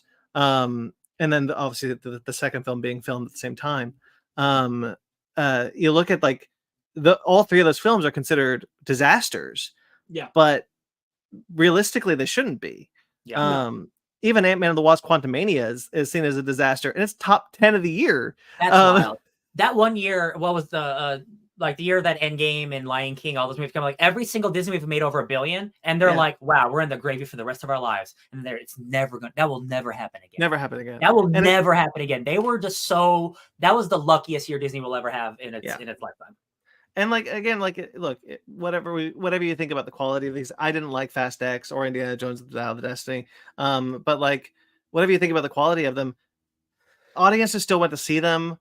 And any other year, these would have been seen as maybe not successes, but like not disasters. Like the trades want them out to be. The year just wasn't as dire as it sounds, and everything that was a bomb or a disaster can easily be explained with inflation, as Spark said. Marketing was a big factor of it. I mean, you know, there's all this talk, the strike, all this talk about like the DC floundering this year, mostly is because after Flash, they didn't market shit. Maybe I saw a billboard for Blue Beetle, but a TikTok for Aquaman and the Lost Kingdom is all it got. And so like, nobody knows these movies are even out, and whether or not they want to see them is a completely other thing, because there are good movies out that, as Spark said, they would rather spend their $20 to see. Yeah, right. It's so crazy that Captain Marvel and Aquaman both made over $1 billion, and then both their sequels came out this year and flopped. That's just it's just like a different landscape. I think also like it's worth. Someone pointed it out really well that it's like, the Marvels only made $300 million, which means that the Captain Marvel franchise remains a franchise that made $1.3 billion. Yes. Yeah. Like it doesn't mean like there's no viability to this anymore. You don't just abandon the characters because of something like this. And the same could be said for Aquaman, except they are. But it really does like kind of help to put it into the perspective that isn't what the trades say, isn't what the shareholders hear, isn't what the CEOs feel the pressure to have to live up to now, but is like, hey, it continues to be a part of that already over $1 billion profitable franchise success. You didn't make then like, yes, they're spending too much money on some of these movies for sure. That's also a factor, and so they shouldn't be ballooning up the budgets in the wake of trying to reach those things. The other thing is that also inflation is happening there too, and like wages need to increase for people who are in the industry, so those budgets do have to be high, unfortunately, because everything's going up in price. So those budgets are going to look high. Doesn't matter if they're delivering the work. I think it's far more a problem that there is a specifically with Disney, but I think in a general sense with IP driven stuff, that there is an idea of turn on the faucet and never turn the faucet off or we won't make any money. Yeah, sure. And I just don't think that's the way. You obviously have a really great comparison in Godzilla -1, the team behind it saying like, who knows when the next one is. When we got the right story, that's when we're going to do it. Mm-hmm. It could be years. There's no like Godzilla -1 sequel 2 years from now.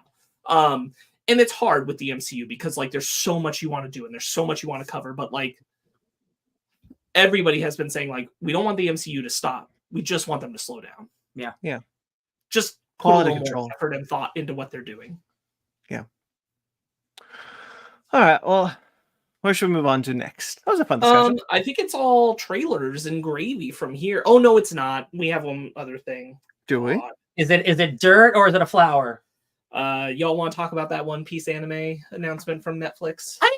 I know nothing about it, so It sounds like they're doing Dragon Ball Z Kai for One Piece. That is essentially what it sounds like. Yeah. Within a day, everyone was very excited. There was a very exciting drawing released of kind of like this hint that not only would this be like this wasn't going to be Dragon Ball Z Kai is like a re-edit of the original animation with some things like spliced into with new animation to look better and that kind of thing. This is a full-blown like top to bottom new anime. I just meant like cut it. Yes. Yeah. That is trying to match the manga more. More accurately would probably be Brotherhood. Full Metal. Yeah, that's better. Right. Which picks up. Now it's weird, as a lot of people have pointed out, to do this not only while the original anime is still running, but also the manga. The manga is still not over. Some people feel like it kind of takes the wind out of the sails on the anime team for what the work they've been doing, but I think like they're pretty deep in it. Like it doesn't matter. Oh, they're so deep. They could just keep doing what they're doing. But it is weird to do it when the manga isn't even finished. Normally these things have waited for the story to be done, and that's the point, is to be able to do it as succinctly and clearly and with all the pieces of like extra foreshadowing that they now know and that kind of thing. Yeah. But a lot of people are really excited. They're like, oh, I would love like, and it's fair. One Piece is almost 30 years old. That's crazy. Or is 30 years old. Yeah. Like, there are new generations who don't want to watch 1,000-episode anime to engage with One Piece.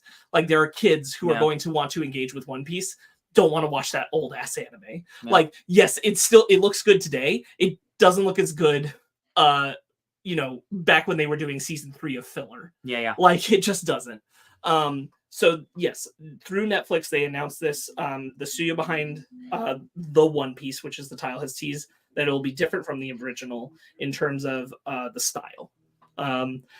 It promises a new trajectory, aiming to present Luffy's adventures in a new and nostalgic way. No one really knows what that means, and it has the opportunity to streamline the story, improving consistency and pacing. But the big thing is, as with Studio, which people like, have liked their work before, but the problem is that very quickly people started to notice the way they were talking about sounds like they're going to be using AI. They said like new technology to really help like bolster animation. And that has put a lot of red flags up. And unfortunately, within a week, official like One Piece stuff was sharing a song and visual that they upfront were saying this is AI generated. Yep. Even the song? Even the song? Yes. Ooh. And they shared this up front, and so did the creator of One Piece, which everybody was really, really sad about. Yeah. And feel goes thematically and spiritually against what things that have happened in One Piece. But this is the big thing, is that like it's the terrible monkey's paw, where everybody is very excited to have the One Piece in anime that's going to be more succinctly telling the story of the manga. And also it said, but a lot of it's going to be probably generated with AI, and everybody went, no, why?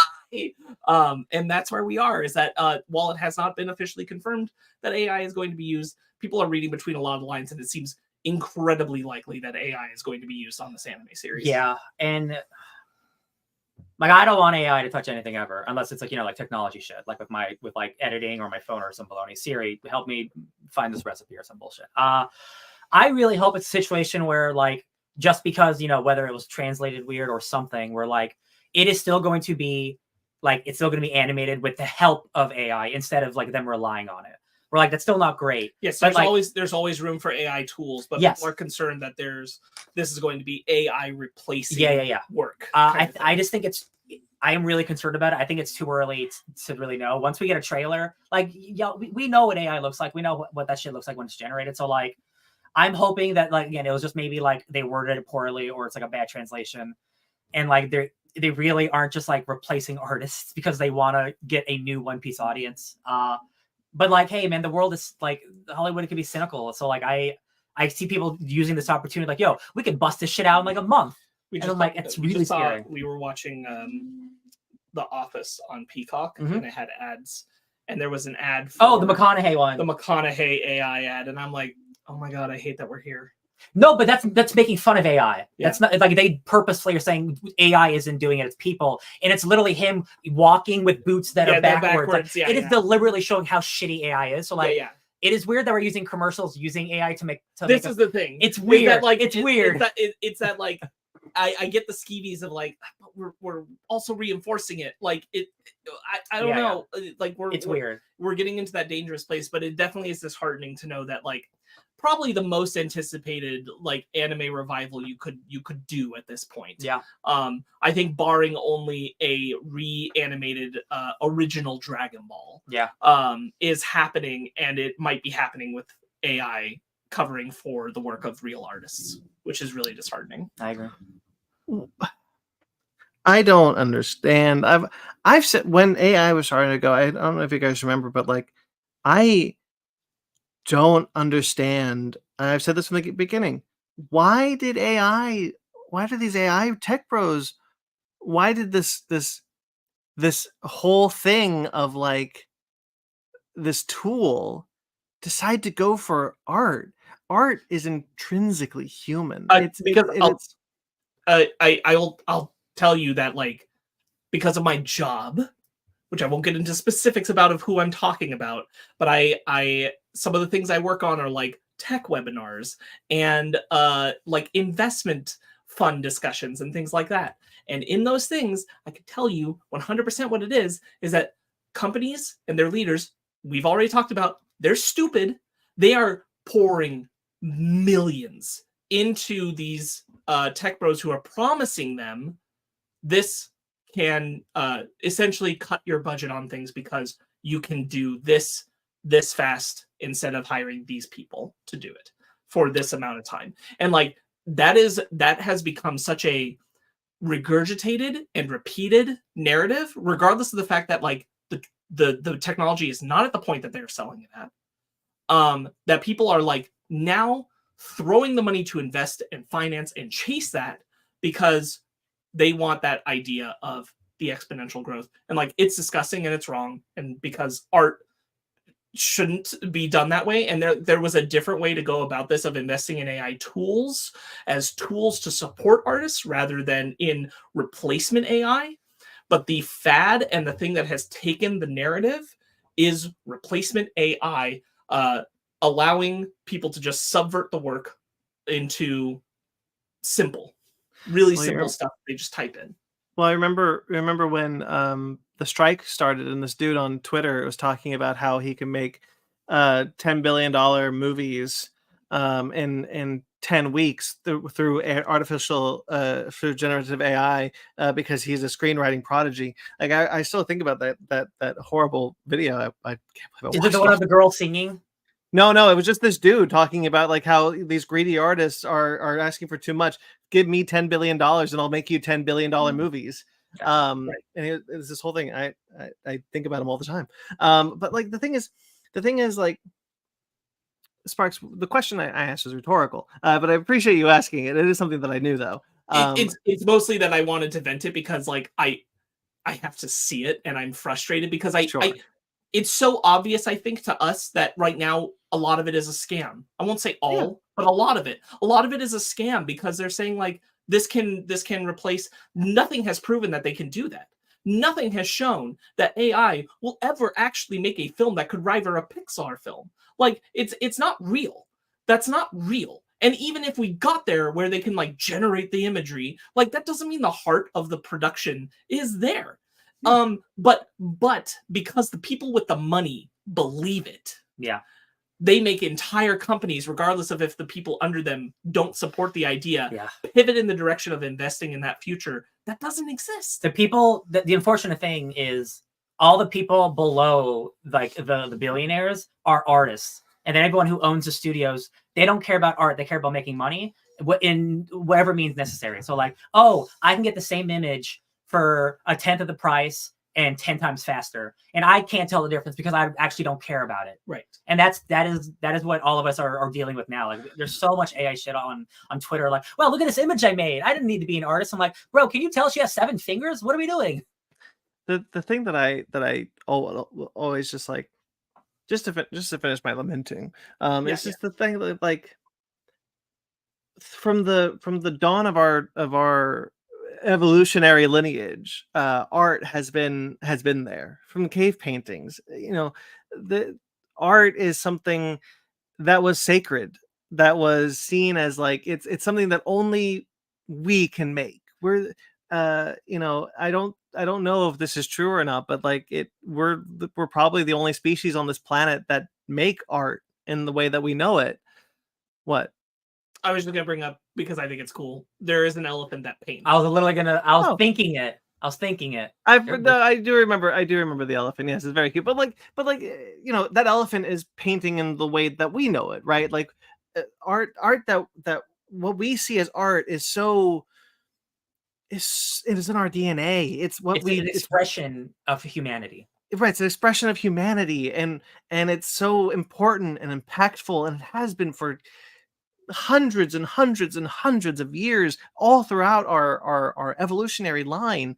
And now we're at this place where people truly believe that, and like, admittedly, the bad people, I'll say that, I'm not saying it's the majority of people, but like the bad people are out there thinking that the thing that is so intrinsically us, that is so ingrained in our DNA, that is so expressive, can be taken away and done by technology and computers. And technology has always been used. Whenever new technology, what's always been so beautiful about technology is that whenever there's been new technology, yes, it's been used for war, it has been used for human advancement, but it's also been used for art. New paintbrushes are technology, new tools are technology, computers were just a new canvas that we can make our art on. And now we're looking at a world where these out of touch billionaires can take away that because they think that a computer can do it better or cheaper, more importantly, cheaper. And like, it's so depressing. Yeah, I hear you, and I want to give you as much possible optimism as I can, as I really quickly first pull up Amy Buckner's comment. Greed Hi, has Amy. no soul, and neither does AI. Also, hello and happy new year. Happy new year to Hello. you. I agree. Greed has no soul. Greed has no soul. Exactly. Some optimism that I do want to inject you with, Brandon, is I think this year has actually proven, as this AI is on the rise, how stupid and non-permanent that is going to be. Because what are the films we highlighted that people are like, they got jazzed about? It's Godzilla -1. It's Oppenheimer. It's Barbie. It's Across the Spider-Verse. It's give me another one. It's Mission Impossible Dead Reckoning Part 1. AI can't make Mission Impossible Dead Reckoning Part 1. Only Tom Cruise. That's part of the point. That's part of the point, is that it can't be done. And like, what are the films that didn't do well, right? That didn't resonate with audiences, or projects that didn't resonate. It's a lot of things that feel like they're driven by IP. They're driven by the minds of executives who are literally shutting down the voices of the artists for what they think the audiences should have, what they think is going to make them money. And the projects have suffered because of it. Secret Invasion, The Marvels, The Flash, all of it has suffered because of executives interfering and saying what they think the thing needs to be, rather than allowing it to be the art. And that right there proves that this AI idea can't work. Yeah. Because people don't want it.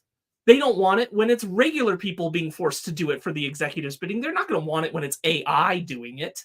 Sure. And like, I do think that's ultimately going to win out. That people don't really gravitate. Like, even if they don't know it's AI inherently, they're not going to be interested, because it's going to be like that. It's going to be worse. Subconsciously, they'll know, like, something's off, something looks weird. Like, there are definitely people who are cool with AI. This doesn't have the heart and soul of an artist's expression the way that Godzilla -1 does. And like, AI can't replicate Godzilla -1. You know what's a great? You know what's really great? We talked about it on our last Doctor Who episode, Sparks, but like Loving Vincent. Sure. What a beautiful movie. That movie is, every frame of that film is an oil painting drawn in the style of Vincent van Gogh. And it's a gorgeous movie. AI 100% could never make a movie like that. That movie is filled to the brim with human being humans sweat. I sound like the Doctor, but like, you know, like the beautiful humanity in that movie that has such soul to it. People just pouring in artistic expression about an artist, about one of the most important artists of all time. And you're right, like those are the things that people really like to gravitate towards. And in the case of like animated films like Elemental or Across the Spider-Verse, sure, AI tools are probably used, and they're just like they're used as new tools all the time. As tools. Yeah. As tools, exactly. But to go that extra step and to say that it could make art is honestly, in my opinion, wrong. And I hope you're right, Sparks. I hope that we do see that, like, the you know what, maybe, you know what, I'll give you an example of why you're right. Remember when everyone thought that Jay Garrick in The Flash was AI generated, and how people just wholeheartedly just like rejected that. Yes. So could point to be proof that you are correct, that like that it won't work.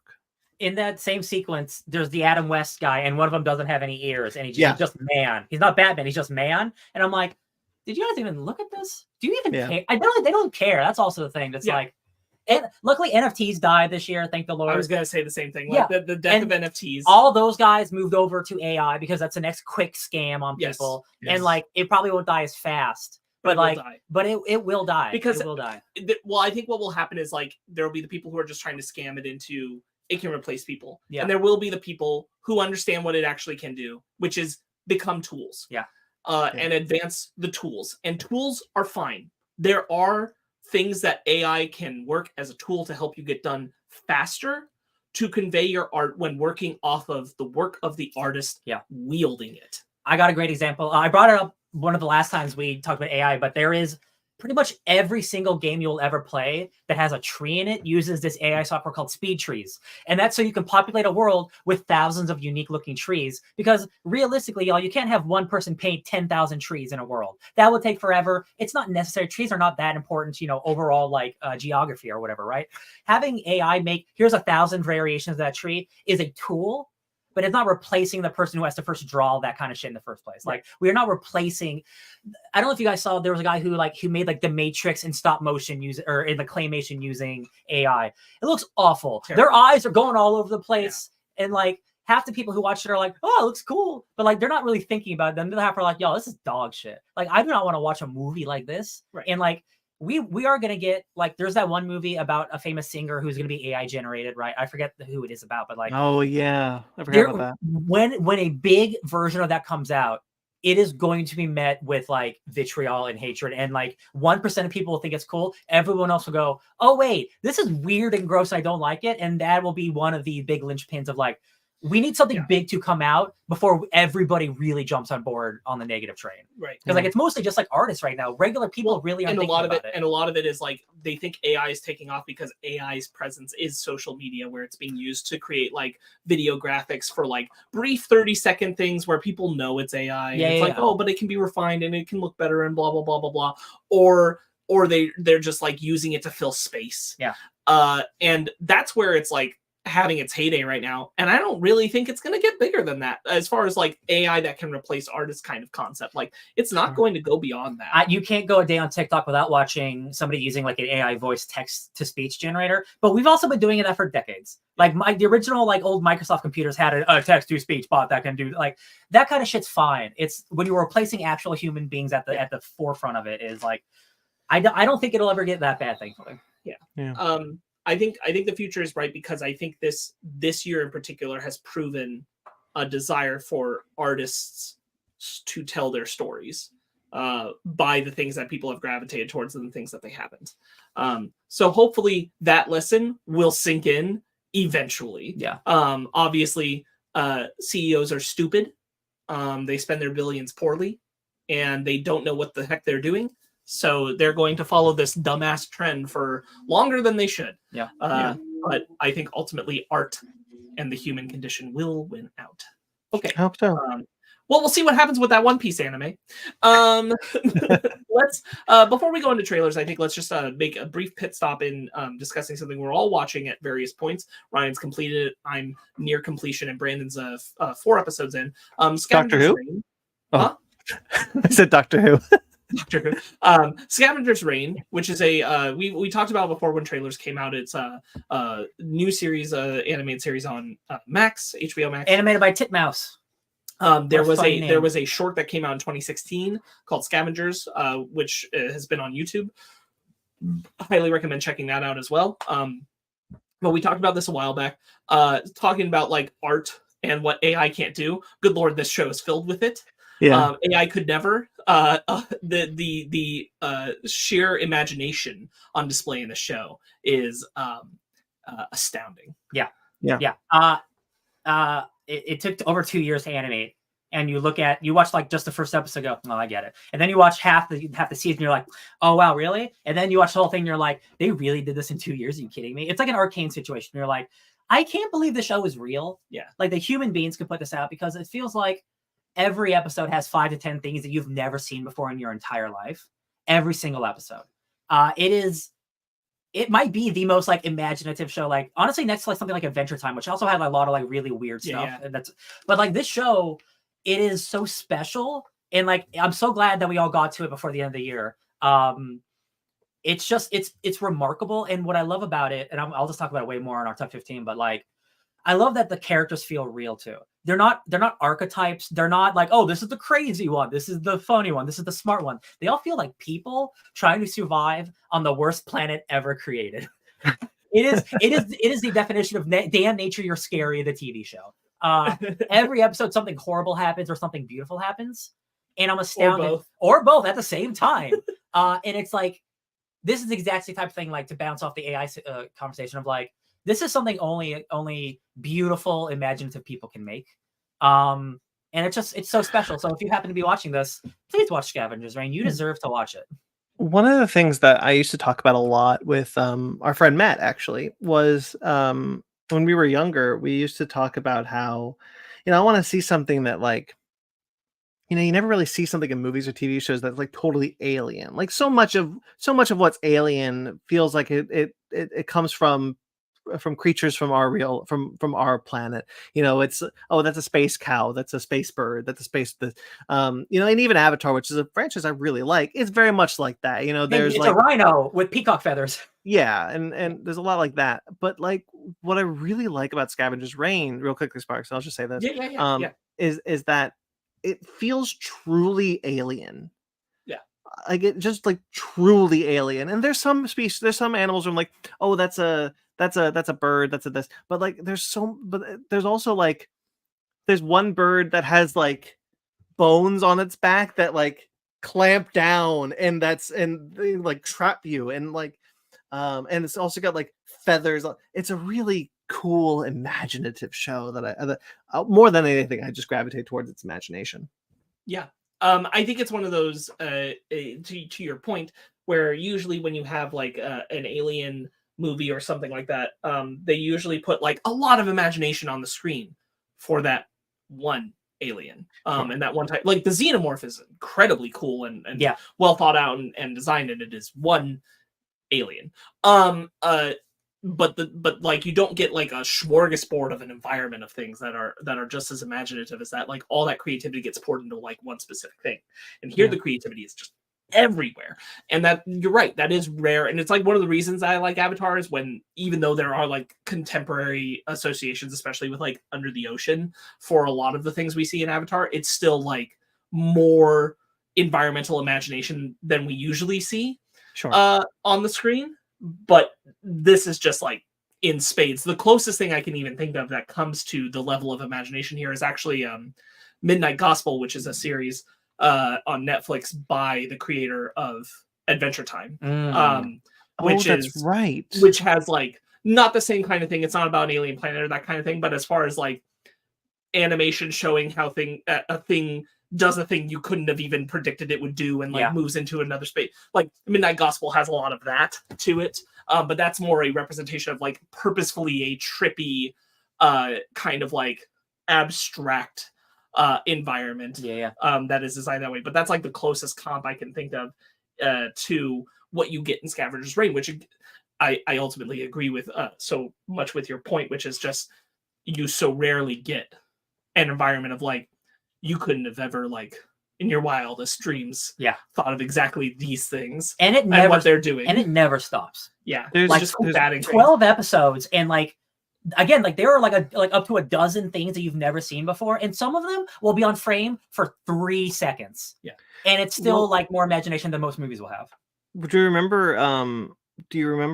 The episode? I think it was episode 3 when the I don't remember anyone's name at this moment, but like the wall that they're in, and the girl like goes to see this like light thing, Ursula. and Yeah, and then it like. And You're then talking like about the little flower thing with the lights and with pulls the dude out. like, yes. Like what? Like what? Then like that is such a really interesting encapsulation of the show, because like everything in the planet. The reason why the Avatar comparisons come up is because like very much like Avatar, the planet is very much simpatical with the species that live on the planet. It's very much like we see multiple times whenever an animal dies, it becomes like it grows a plant. We've seen this twice now where I'm at. And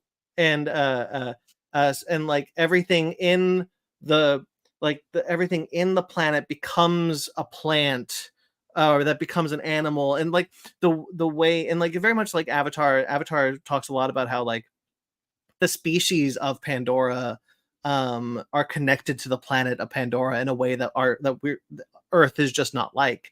And very much like, and it's very, very similar, but taken to like such an extreme, almost trippy, almost frequently nightmarish way, that I think is just really, really cool to watch. I think like I like the way you separate like plant and animal and that kind of thing, because like one of the things I've gravitated towards in really appreciating how they're constructing the environment is that sometimes there's a thing where I'm like, that is a plant, and sometimes there's a thing where I'm like, that is an animal, and then there are things where I'm like, that is both. Yes, that is both. That is both. Okay. And I love that. Like it's so freeform with its way of shifting between different species and different interactions. It's truly very special. I'm thrilled that it's there. I'm thrilled that we're all watching it. I hope more people check it out, because like I don't even necessarily like I just want more people to see it. It's not even necessarily about like, oh, season 2. I mean, like, that'd be great, whatever. I want to see these animators do whatever they want. But it's more about just people should be watching this. This is very special. 100%. It's such an interesting turn for Titmouse too. This might be probably one of their more like experimental, probably their most experimental show they've done. Possibly. And it's really cool to see them put in this, like, I mean, like this is they do Venture Brothers, Star Trek Lower Decks, Big Mouth, but like you look at what they put out. I'm on their website now, and Scavenger Reigns is just unlike anything that I've seen of theirs. And admittedly, I've not seen all of them. Like, I've not seen Metalocalypse. I know you guys are fans of Metalocalypse. But like, it's really cool to see an animation company, put out something this imaginative just in general. Yeah, and this is like old like Adult Swim folks, and like the fact that this is like, because like the first episode I was like, I didn't realize it was Titmouse until like I looked it up, and I'm like, man, this feels like I should be watching this on Adult Swim instead of HBO Max. But then I look at then the caliber and quality of it, it's so high. Not that the Adult Swim shows aren't, but like this is just hitting on another level, dude. Like, and like it never stops. Like, there's not a lazy episode. There's not like we're gonna take it easy on this episode. It just keeps getting like crazier and crazier as we go on. And the fact that they're able to have human elements that continue to get better and better throughout the show, I think is incredible. And the stuff they do with robots is, you guys aren't there yet, but it's just endlessly fascinating. Like it's such a, I've seen some. Yeah. It's such a fascinating idea. Like this feels like, I can't even imagine, like the idea is, we're stranded on an alien planet, but I felt they were trapped in a room for a month. Like, we need to come up with 1,000 unique ideas, and every single one will be seen on screen, no matter if it's for 1 second or 10 minutes. It's just like, it's so special. It is such a special product. It really is. I'm really thrilled to have it. I was thinking as you were talking, like the it's not a 1-to-1, but like the tone, like you were saying, like the weight of it being on this next level, not in the way that the world is translated necessarily, but certainly the vibe reminds me a lot of Annihilation. I was gonna say I saw it described as Studio Ghibli's Annihilation, and I'm like, that's really funny. That's really that's really funny. Yeah. It definitely does have like it definitely has that vibe. We're like when they eat, it would look better. Though. Yeah, it's true. Oh yeah, all the food would look super succulent. Yeah. And I just like how like again, it's like going against archetypes and like anybody can die at any time. Characters can you think a character will die and then they'll be fine. It's like it's really really engaging. And I'm so impressed. And like I know the show is like critically like it's like 100% on Rotten Tomatoes. Like everyone who's ever seen the show loves the show. I just don't know many people are talking about it. Yeah. And that's what really worries me. Again, like I would love for the show to go on forever. But like I just want more people to watch it because like it just needs recognition. Right. Yeah. Lovely. I look forward to watching more of it. I would speak more on it, but I've only seen the first 4, so there will definitely be a moment to talk about it in the top 15 because I know for a fact Ryan's got it. I probably do as well, though I haven't completed everything. yeah. Okay. Is it time to enter the trailer part? Let's do some trailers. Let's start simple. Let's start with If, which is from the imagination of John Krasinski. Yeah. I think this looks pretty cute. It's a kids movie. Feels like it. I kind of get a little Slumberland vibes from it. From the trailer. I'm intrigued. I'm not sure if I'm intrigued because I just like this type of movie or if I genuinely think it looks good, but I will definitely check it out. But that's honestly all I've got here. Although I did like the marshmallow joke. That was pretty funny. That was good. The main thing for me about it is that I'm just really interested to see John Krasinski do something that's not Quiet Place. Yeah, sure. As far as a director and creator, I just really like this is a wholly different direction, and I'm really interested to see what he's bringing to the table for it.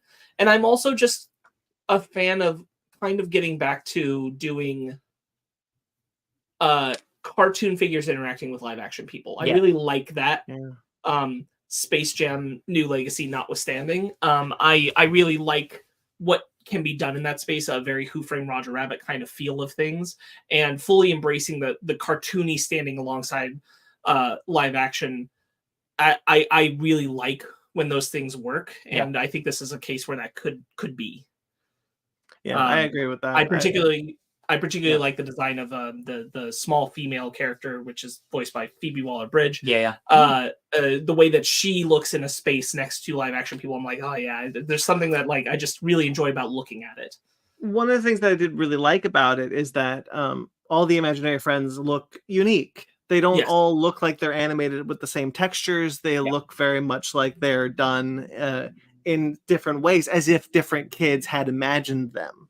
Yes, I like that too. Like her character is very much in the style of like classic Mickey Mouse era cartoons. That very design. And then you got Steve Carell's, which is like just a big kind of like out of a DreamWorks anime movie. Like it reminds me a lot of the Home character. Sure. Blown up into an imaginary friend. Like but to that point, like just a lot of very different interpretations and the possibility for imagination feels really wonderful. Yeah, that's the only positive I have for this trailer is how unique and different all the imaginary creatures look. I think it kind of looks like a pretty generic looking kids movie, and Ryan Reynolds is doing Ryan Reynolds, which is great. It's fine. But like besides the animation, I'm like, this one's probably not for me. Sure. Yeah, I mean that makes sense. Yeah, I'm hoping for something special. We'll see. There's another movie with imaginary friends coming out called Imaginary, and that's about a killer little doll possessed by a demon. Yeah. That's the one I want to see. Sure. That also looks generic as hell, but yeah. We'll see how it goes. I'm intrigued. Let's do Kung Fu Panda 4. Must we? Yeah, why not? Don't you love Kung Fu Panda? I love the Kung Fu Panda movies. I think those first 3 films are really great. I think the first one is really good. I was a defender from day one. I think the second one is incredible. I think that the third one is almost as good as the second one. But I love them all. I think they're great. They showcase some of the best cinematic villains. I think Shen has been getting a lot of talk because he's a psychotic peacock. He's wonderful. The third film never fails to make me cry. Thank you, Bryan Cranston. So I was excited that they're making a fourth one. Hell yeah, what could go wrong, right? It's been a decade, apparently. And look, here's the thing. Hey, look, we're still on the road to that 7th film. You know, the Kung Fu Panda has at least 7 entries inside of it. Remember that old DreamWorks, like how many entries each of their IPs was going to get? Kung Fu Panda at the time. Kung Fu Panda at the time had not had 3 out yet. And they were like, yeah, we expect Kung Fu Panda to go on for about 7 entries. Bold. And the thing is, DreamWorks has had bad trailers lately. Yeah. Both Bad Guys and Puss in Boots had trailers that failed to wow. Bad Guys especially. Bad Guys is great. Like, genuinely a great movie. To be fair, Puss in Boots: The Last Wish, I remember the trailer, like, animation-wise impressing the shit out of me. Right, but like there wasn't outside of that, you know, the same thing with Bad Guys. So I was like, oh, the animation looks really good with Bad Guys, but like it doesn't really. Bad Guys is mostly the example that I want to use because it has a very bad trailer and it is a very good movie. Sure. Puss in Boots is great. And so like maybe that's what happened here. But there is something massively missing from this movie, from Kung Fu Panda 4, that just doesn't. It's either that it's blatantly retreading the first two, the second and third film, at least the trailer looks like it is, or maybe that's just it. That's just it. I've seen the story. We've already seen Po get inner peace and become the Dragon Warrior, and now we're going to have to see it again. But also, he's passing on the Dragon Warrior thing. There's an idea. I can't believe I'm about to go on this rant. There's an idea that you could conceivably make a story about Po having to pass down the Dragon Warrior mantle down to Awkwafina's character. Awkwafina I think is a decent voice actress. I think she's fine. But like. To pass that down, but to also showcase in this trailer, and again, just this trailer, that we're going to be retreading the storyline, the major character arc of Po from the second and third film, while also reusing all 3 of the previous villains, which has the potential to take away from the villain that's in the movie. Just I don't know. It's not working for me. I'll go before you because I've only seen the first one, and that was like when it came out. So I'll be fine if I don't watch the Kung Fu Panda movies. Like I thought the villain was a cool idea of I'm a chameleon taking the powers of other people, but like to your point, Brandon, like we are just revisiting villains we've already seen, and we're going to be revisiting a story apparently this character's already gone through. So like just watching the trailer, I thought it looked pretty cool, but from a story perspective, I'm kind of in your boat now that I know that like. It seems to be retreading stuff. I think the animation looks cool, and I love Jack Black. I just didn't think any of the jokes landed for me in this one. But like, it's interesting they took this long to make a fourth one. Yeah, it's been over a decade. That's crazy. Well, they've had like 4 television shows. So the other canon do they count? I don't know. I really don't know. You know, maybe not anymore. I unfortunately, as much as I love Chris Swindle, friend of the show, I have not watched all of the Kung Fu Panda shows. Yeah. If I were to watch one, it would be the one that he's in. What did you think, Sparks? It reminds me a lot of Shrek 4.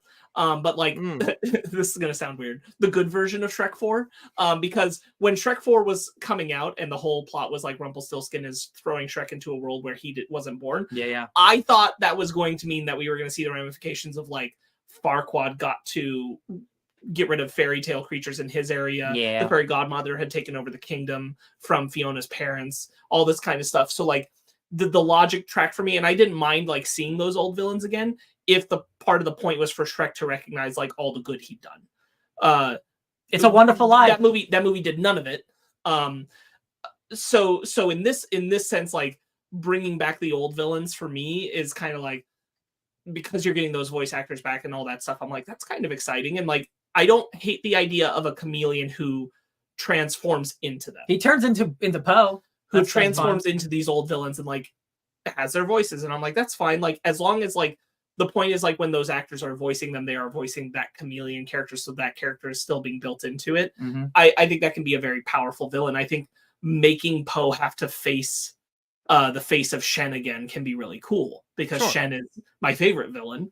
Gary Oldman, shout outs. That guy is essentially the modern version of Scar from The Lion King. He's just brutal.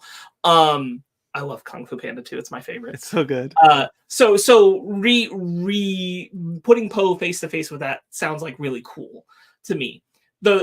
I agree with you about the point of like rehashing like Poe's story. The thing that gets me about this is that the 5 aren't there. And to me, the logical story feels like it would have been about Poe now in his place mentoring oh god, I forget her name, but Angelina Jolie's character, the tiger.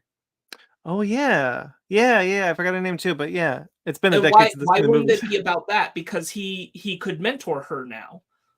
And like this story feels like it's teed up based on the previous films, that this could be about her and putting her central focus of Poe assisting her through a story and having her have to face what we know she has internalized as failures for her inability to defeat the other villains, and it always having to fall to Poe, what she couldn't live up to of her own standards. You could do something there. Mm-hmm. And it's shocking to me that they're abandoning the 5 for Awkwafina. It's like a soft reboot. That's the part that really like throws me. That and like it's too late, but they clearly know they have a problem because the trailer came out and a ton of people were like, "Where are the 5?" And they're like, the 5 are in this movie." Yeah. But like how much? Because they're not in this trailer. And like so it's probably not a lot. And that part is the part that's really galling to me, that I'm like, why is this?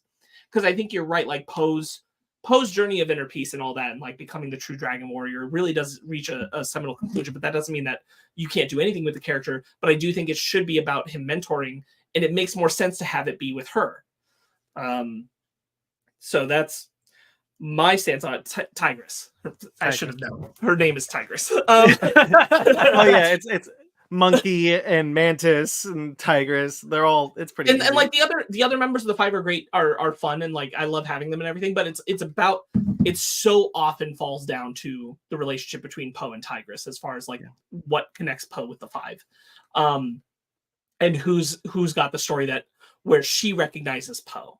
And you go from like her disgust at him being chosen as the Dragon Warrior to her jealousy, to her acceptance, to her sense of inadequacy next to him.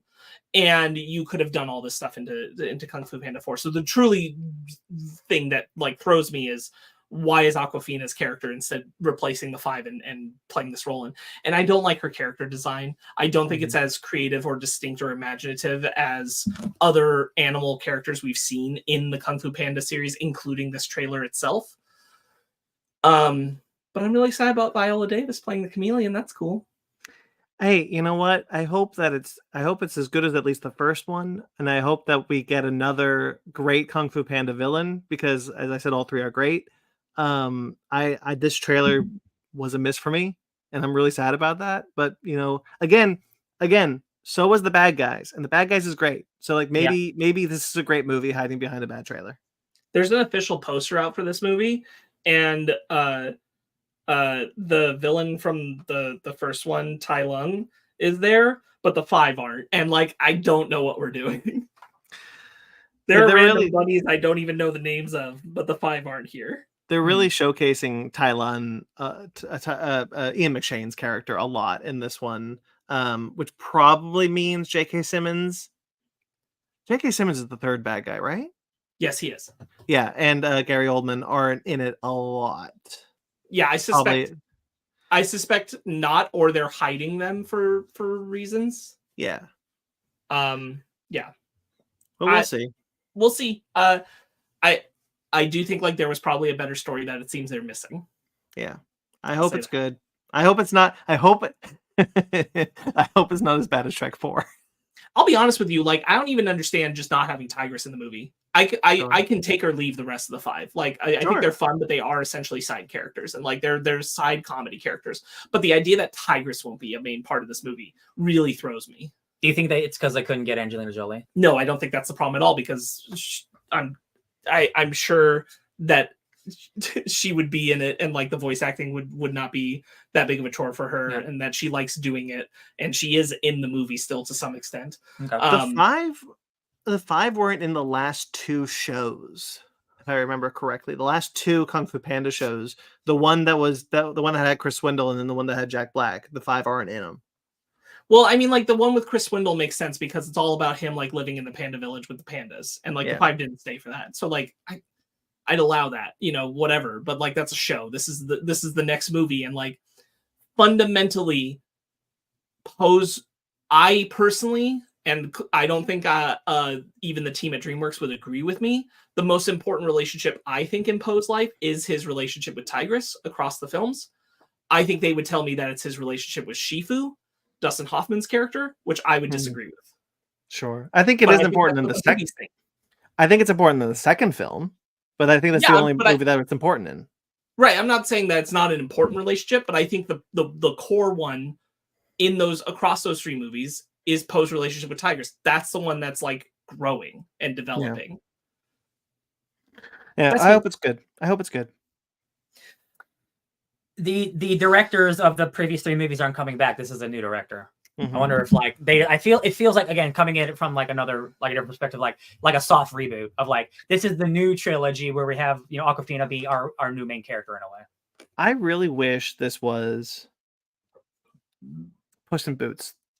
Puss in Boots: The Last Wish. I wish this was like, a new director came in, new visual language to the film. We're really doing something unique and fun, and kind of like doing it like, Puss in Boots was this kind of breath of fresh air to the Shrek franchise, because it looks wholly unique to the rest of them. It's got a new writer, it's got a new director, it's got a new energy to it. This looks like there's a DreamWorks movie that I'm thinking about that didn't have the original directors and was bad, but I can't remember what it was. But like, I wouldn't mind the change in creative team going into this film if it looked like Puss in Boots: The Last Wish. Yeah. But it doesn't. It looks like a new creative team came in and is doing a bad version of those first 3 films. Sure. But I'll just wait and see. Thank you for sitting with us through some Kung Fu Panda discussion and everything. No big deal. I didn't know you'd never seen 2. I could have believed 3, but man, I want you to see 2. Anyway, one day. Why don't you take us to Arrakis? Hey guys, a movie that I didn't know was ever going to get a sequel to, and it got announced, and it made me so happy. And then the strikes happened, and like, we're delaying this until next year. And then they're like, guess what? We're moving it up a couple months. So we're only 3 months away from Dune 2, the Dune inning. I'm just excited to be back with my Paul, baby Paul Atreides and Chani and all those beautiful big sandworms. Because I understand you're wrong. I understand if you think the first movie is kind of boring because like it's not where any of the action happens. Don't worry, guys. The second half of that book, so much action happens. So much shit happens. So many new characters. We got Christopher Walken. We got Florence Pugh. We got Austin Butler, Elvis himself. Do you think he'll be fighting Paul going because I can't lose the accent? I'm just so excited. I think that would be really unfortunate if he did that in that makeup. I know, right? I'm just. I also think this is just a great trailer. Hans Zimmer, the Zim man, he's back in full force, really bringing his whole ass into this one. That's such a funny phrase, but I like saying it. Whole ass.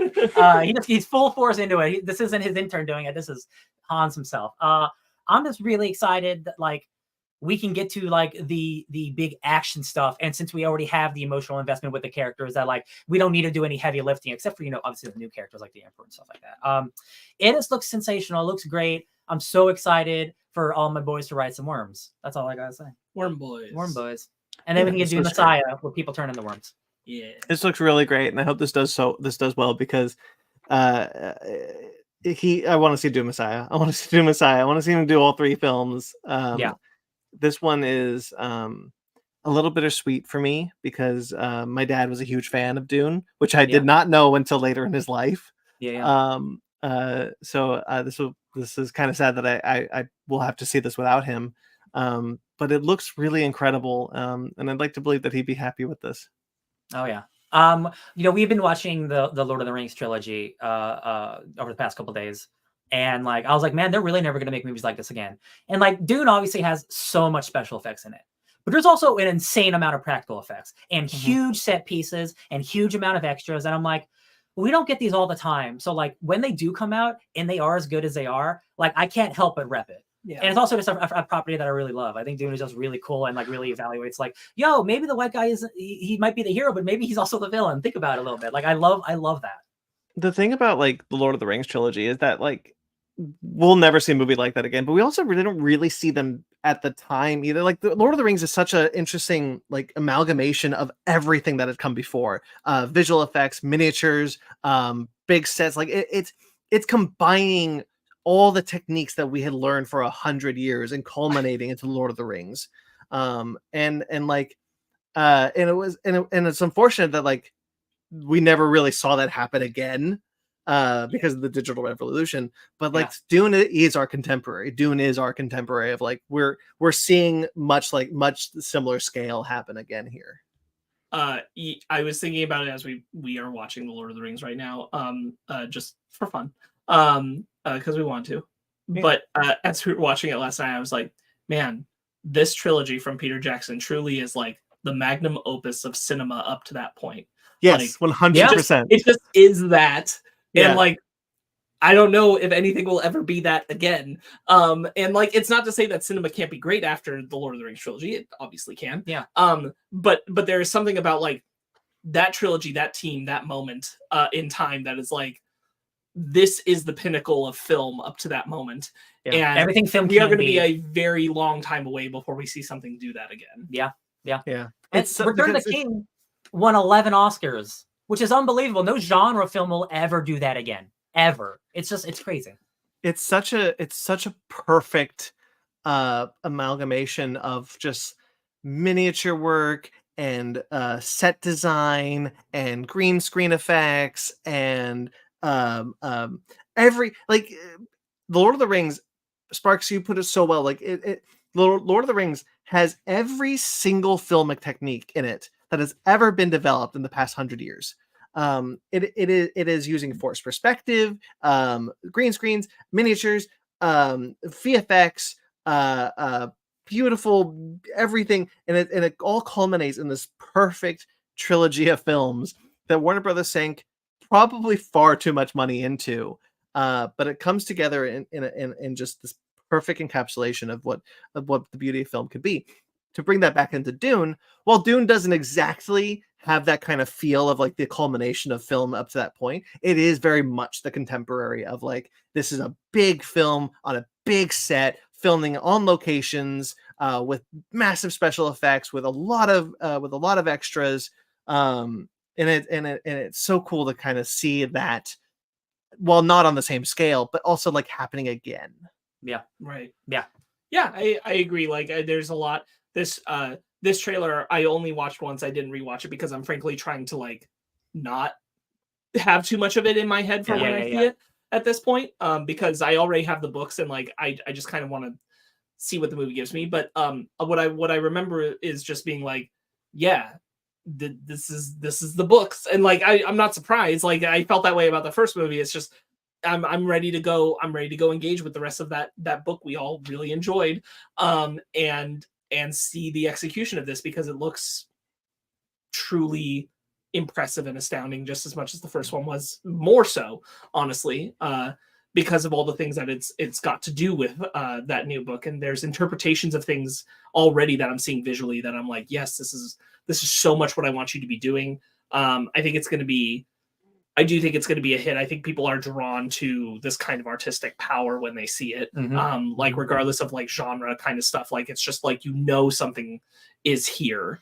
That there's a clear amount of artistic work that you see on the screen that makes you go, I want to engage with that. And if I do it, I want to do it on the big screen. It blows my mind that Denis Villeneuve, who is like my favorite modern filmmaker, like he's made a lot of movies, but none of them have been like big successes. And like Blade Runner 2049 was like a bomb, and that movie's incredible, but like nobody wanted to see that. The fact that Dune is his biggest movie and it's his most expensive movie and it's critically acclaimed. And like, this is unbelievable. People like Dune. Like, what world are we living in where Dune is like one of the big blockbusters of the year? It's just magical. It's just magical. I think people were just hungry for like the Lord of the Rings scale sci-fi film. Yeah. And I think like Blade Runner 2049, I'm honestly shocked it was a bomb. Like I'm still to this day, because like Blade Runner became such a Blade Runner bombed when it came out, but it became such a huge cult classic that like I thought for sure there would be a larger audience more interested in seeing it in theaters.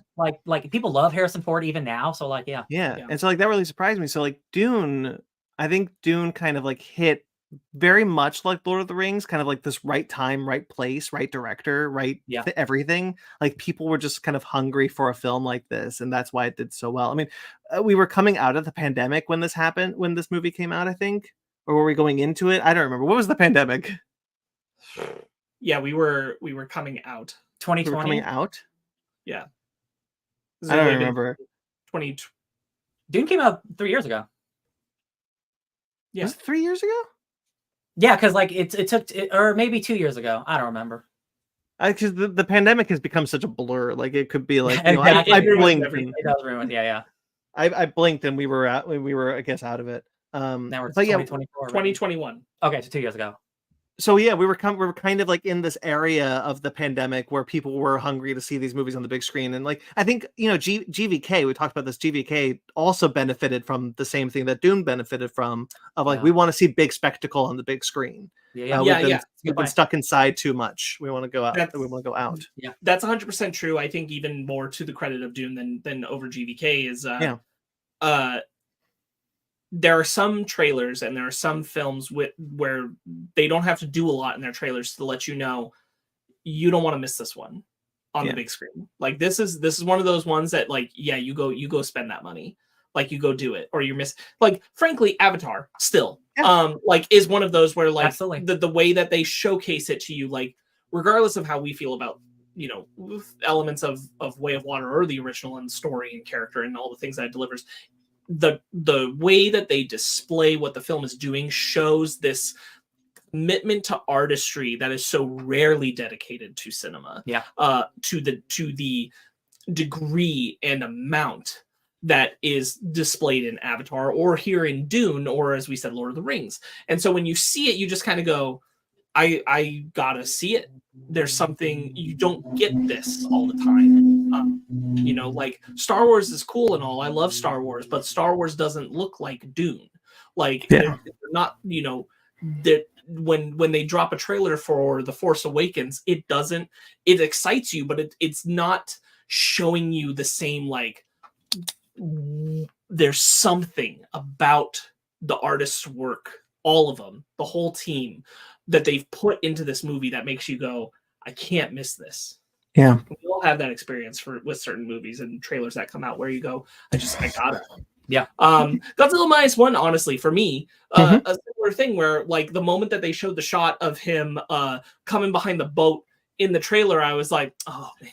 Oh, I'm already a Godzilla fan, but like I gotta see that one. That one's something special's happening here. And they keep extending the dates so everyone can see that movie. It's great. One more trailer, right? Kaiju number 8. Kaiju number. Speaking of big monsters, just want to touch on it because we finally have like a real full trailer, really showcasing a lot of the animation that's on display. Kaiju number 8. We read it earlier this year, the first volume, and I kept up with it. But it's a very cool manga story. I really like the interpretation of what they're doing. Now seeing a lot of the animation in full, I'm really liking what I'm seeing. I'm seeing a lot of like really good line work on all of the kaiju designs. They're really popping. I really, really like it. The action looks frenetic and really fast paced. Yeah. To my understanding, this will be a seasonal show. So we'll have this first season and then there will be another season later because the manga is still coming out. Mm-hmm. And I do think I do question if it's a little early to be doing an anime adaptation, but if they take their time, maybe it'll be fine. Yeah. Because we're only like 80 something chapters in, and I don't know how long it's supposed to run, but we're definitely not near the end. I still think this just looks really cool, and I really like there's the first shot where you see him in his kaiju form in this trailer, and it's like super sexual. And Yeah. I'm like, okay, I like that the animation studio's going with that because that's not necessarily in the manga. But I'm down with it. Let's do it. And I love because reading it, that book is really funny as well. Yeah. So I like that they're able to showcase, this is an action show. We got big monsters, but it's also going to be funny. Like there's a lot of instances of like comedy in this trailer in the back half of it. So like they give you a good taste of what you're going to get. And yeah, it looks. All I can ask for is that it looks good. That it looks well animated, and like this doesn't look like a cheap show. It looks like they're really trying. Looks really cool. Yeah, I'm really excited because I really like the manga. I have the second volume. I just haven't had a chance to read it. But yeah, I'm super stoked for this one. That's really all I can say. Who the first 7 kaiju are though. Oh yeah, it's true. I know a couple of them, and the reveals are good. The reveals are good, guys. They're tasty. I like it. All right. Does that lead us to a big announcement? Yeah, I think that'll do it on. We've done all our news. We've exhausted 2.5 hours. Some really good discussions, though. We went down some pathways. It's why I love doing this with you guys. It's been a couple of weeks. 2.5 hours were warranted. Speaking of love doing it with us, guys, big announcement is this is actually our penultimate episode.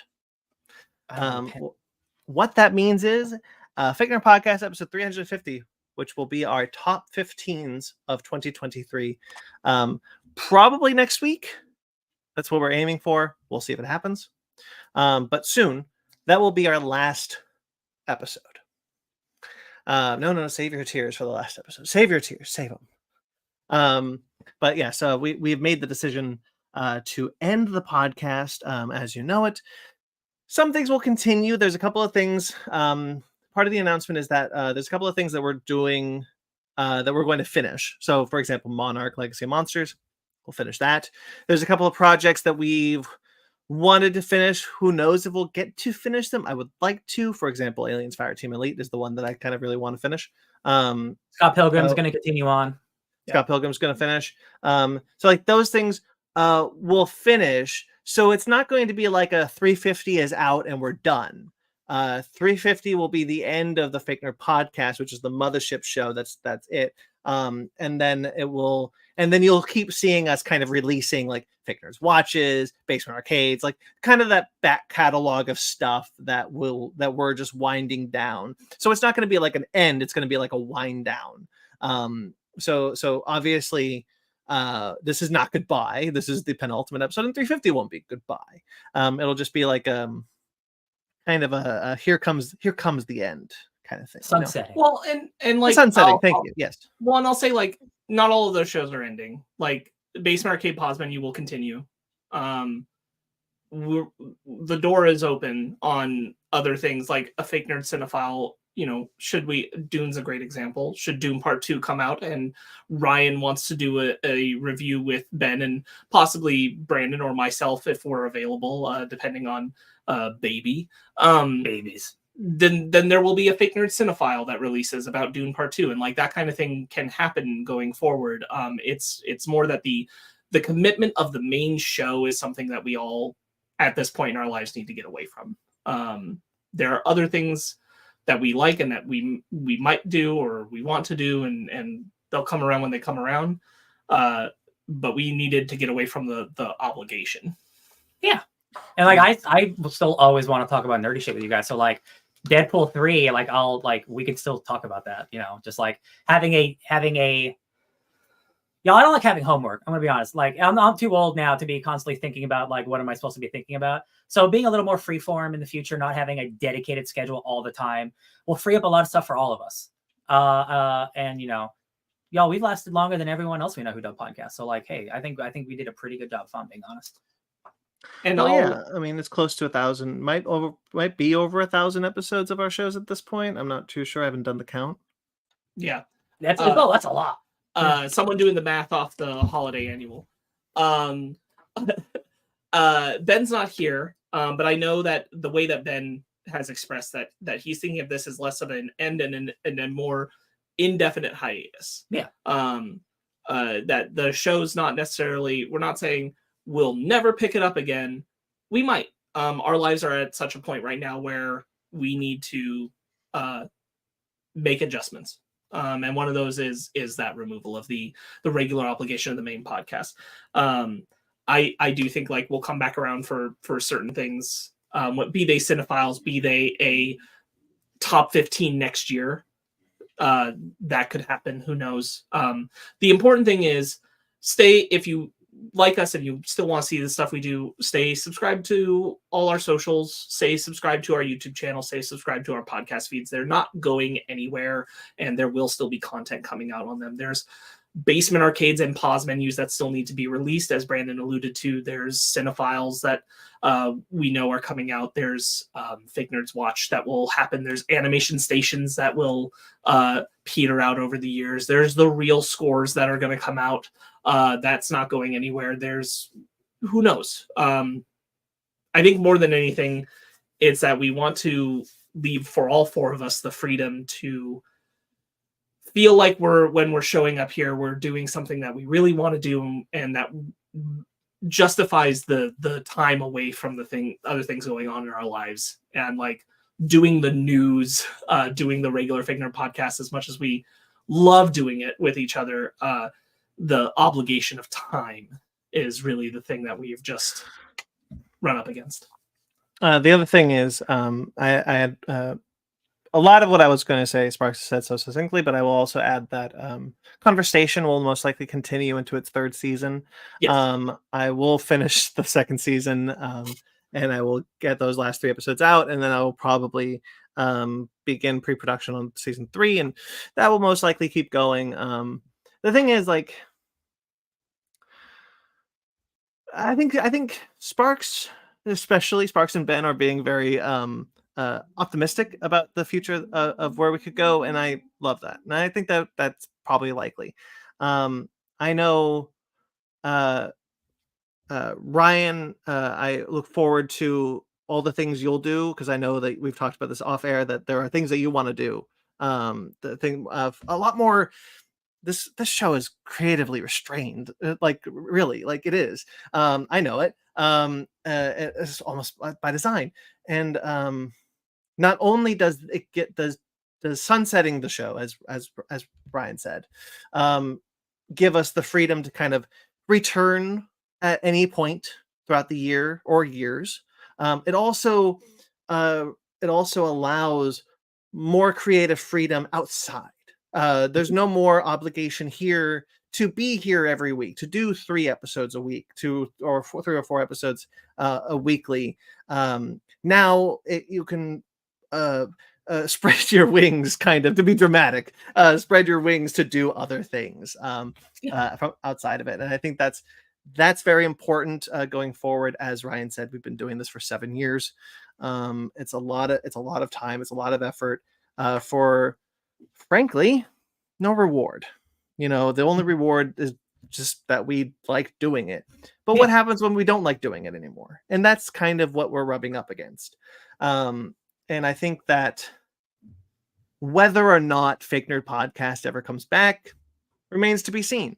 Sparks is right that Jeremy, him, and I will continue, most likely, the real score in some way. There will likely, I don't know if this is true, there will likely be a restructuring.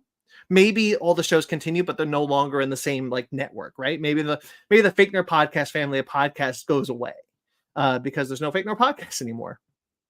And maybe everything kind of exists on its own, doing its own thing. That could be something. The thing is, what we know for sure is that there's still kind of things to work out later on. We know that 350 is the last episode, and we know that there are still things within that we've done that we will do that we're going to release in the time. So as Spark said, stay subscribed to our social medias. Keep a lookout. These things will keep happening. The other thing is, our TeePublic will remain up temporarily. I'll keep it up for a couple of months, probably. It costs us nothing to keep up anyway. So if you guys want a shirt or something, it's been years, nobody's bought anything, but if you want them, they're there. I'll add there's 2 more things I'm going to add to that one. But our Patreon is gone. So I've gotten rid of our Patreon. No, that's kind of one of the things of like sunsetting looks like. You know, Patreon's gone, T-Bulk will be up, kind of shows are ending. So just kind of, we made this decision. We think it's the right decision. And we hope that you guys enjoyed the ride.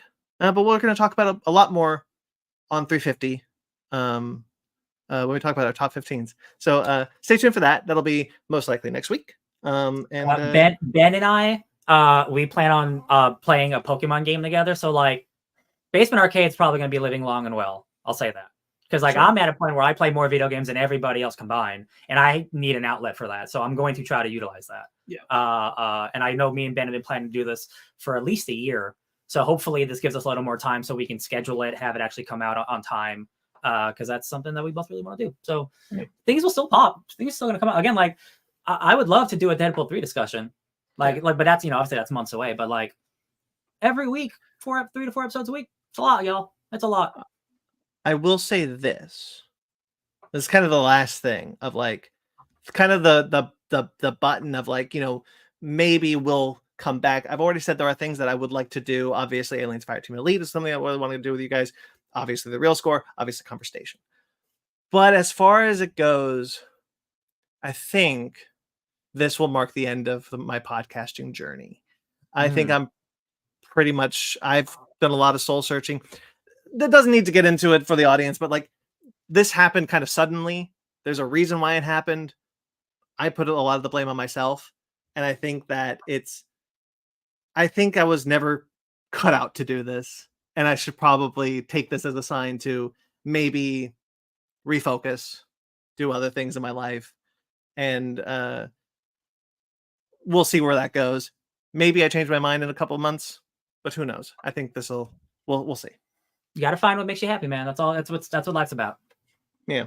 But that's it. That's the big announcement. Episode 349. Today's episode is our penultimate episode. Our next one will be 350, where we'll be talking about our top 15s of 2023. Goodbye, Evangelion. Goodbye, Fake Nerd Podcast. I'm very excited about top 15. Yeah. Me too. That's gonna be fun. It's gonna be a fun discussion. That wasn't originally going to be our top 15s. We were gonna do something else. But that it makes sense that's just going to be what that episode is. It's just going to be our top 15s. Might be live, might not be live. We'll see. We'll see what happens. But stay tuned.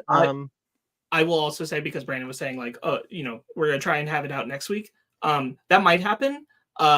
Anyone who watched the Holiday Annual knows I'm anticipating baby, and she can come any day. So sure. If she comes soon, that episode's going to get pushed back, and we'll do our farewell, because we're not going to do it. I mean, I don't mean to presume, because I'd be the one missing, but we're not going to do it without each other, I assume. No, yeah. For the final one, I don't. So if should my daughter put her back in there, should my daughter arrive early, expect a few weeks delay before we actually do that, because it will take some time to put it back together. Also, potentially give us more time to watch some things to see if they are on our top 15. But as of now, it is looking like next week. But stay tuned. Stay tuned. Again, like Spark said, stay subscribed to our social medias. We will keep you all up to date there on what's happening. When 350 will drop, we'll be on those when we know for sure that this is the date we're doing it. So stay tuned.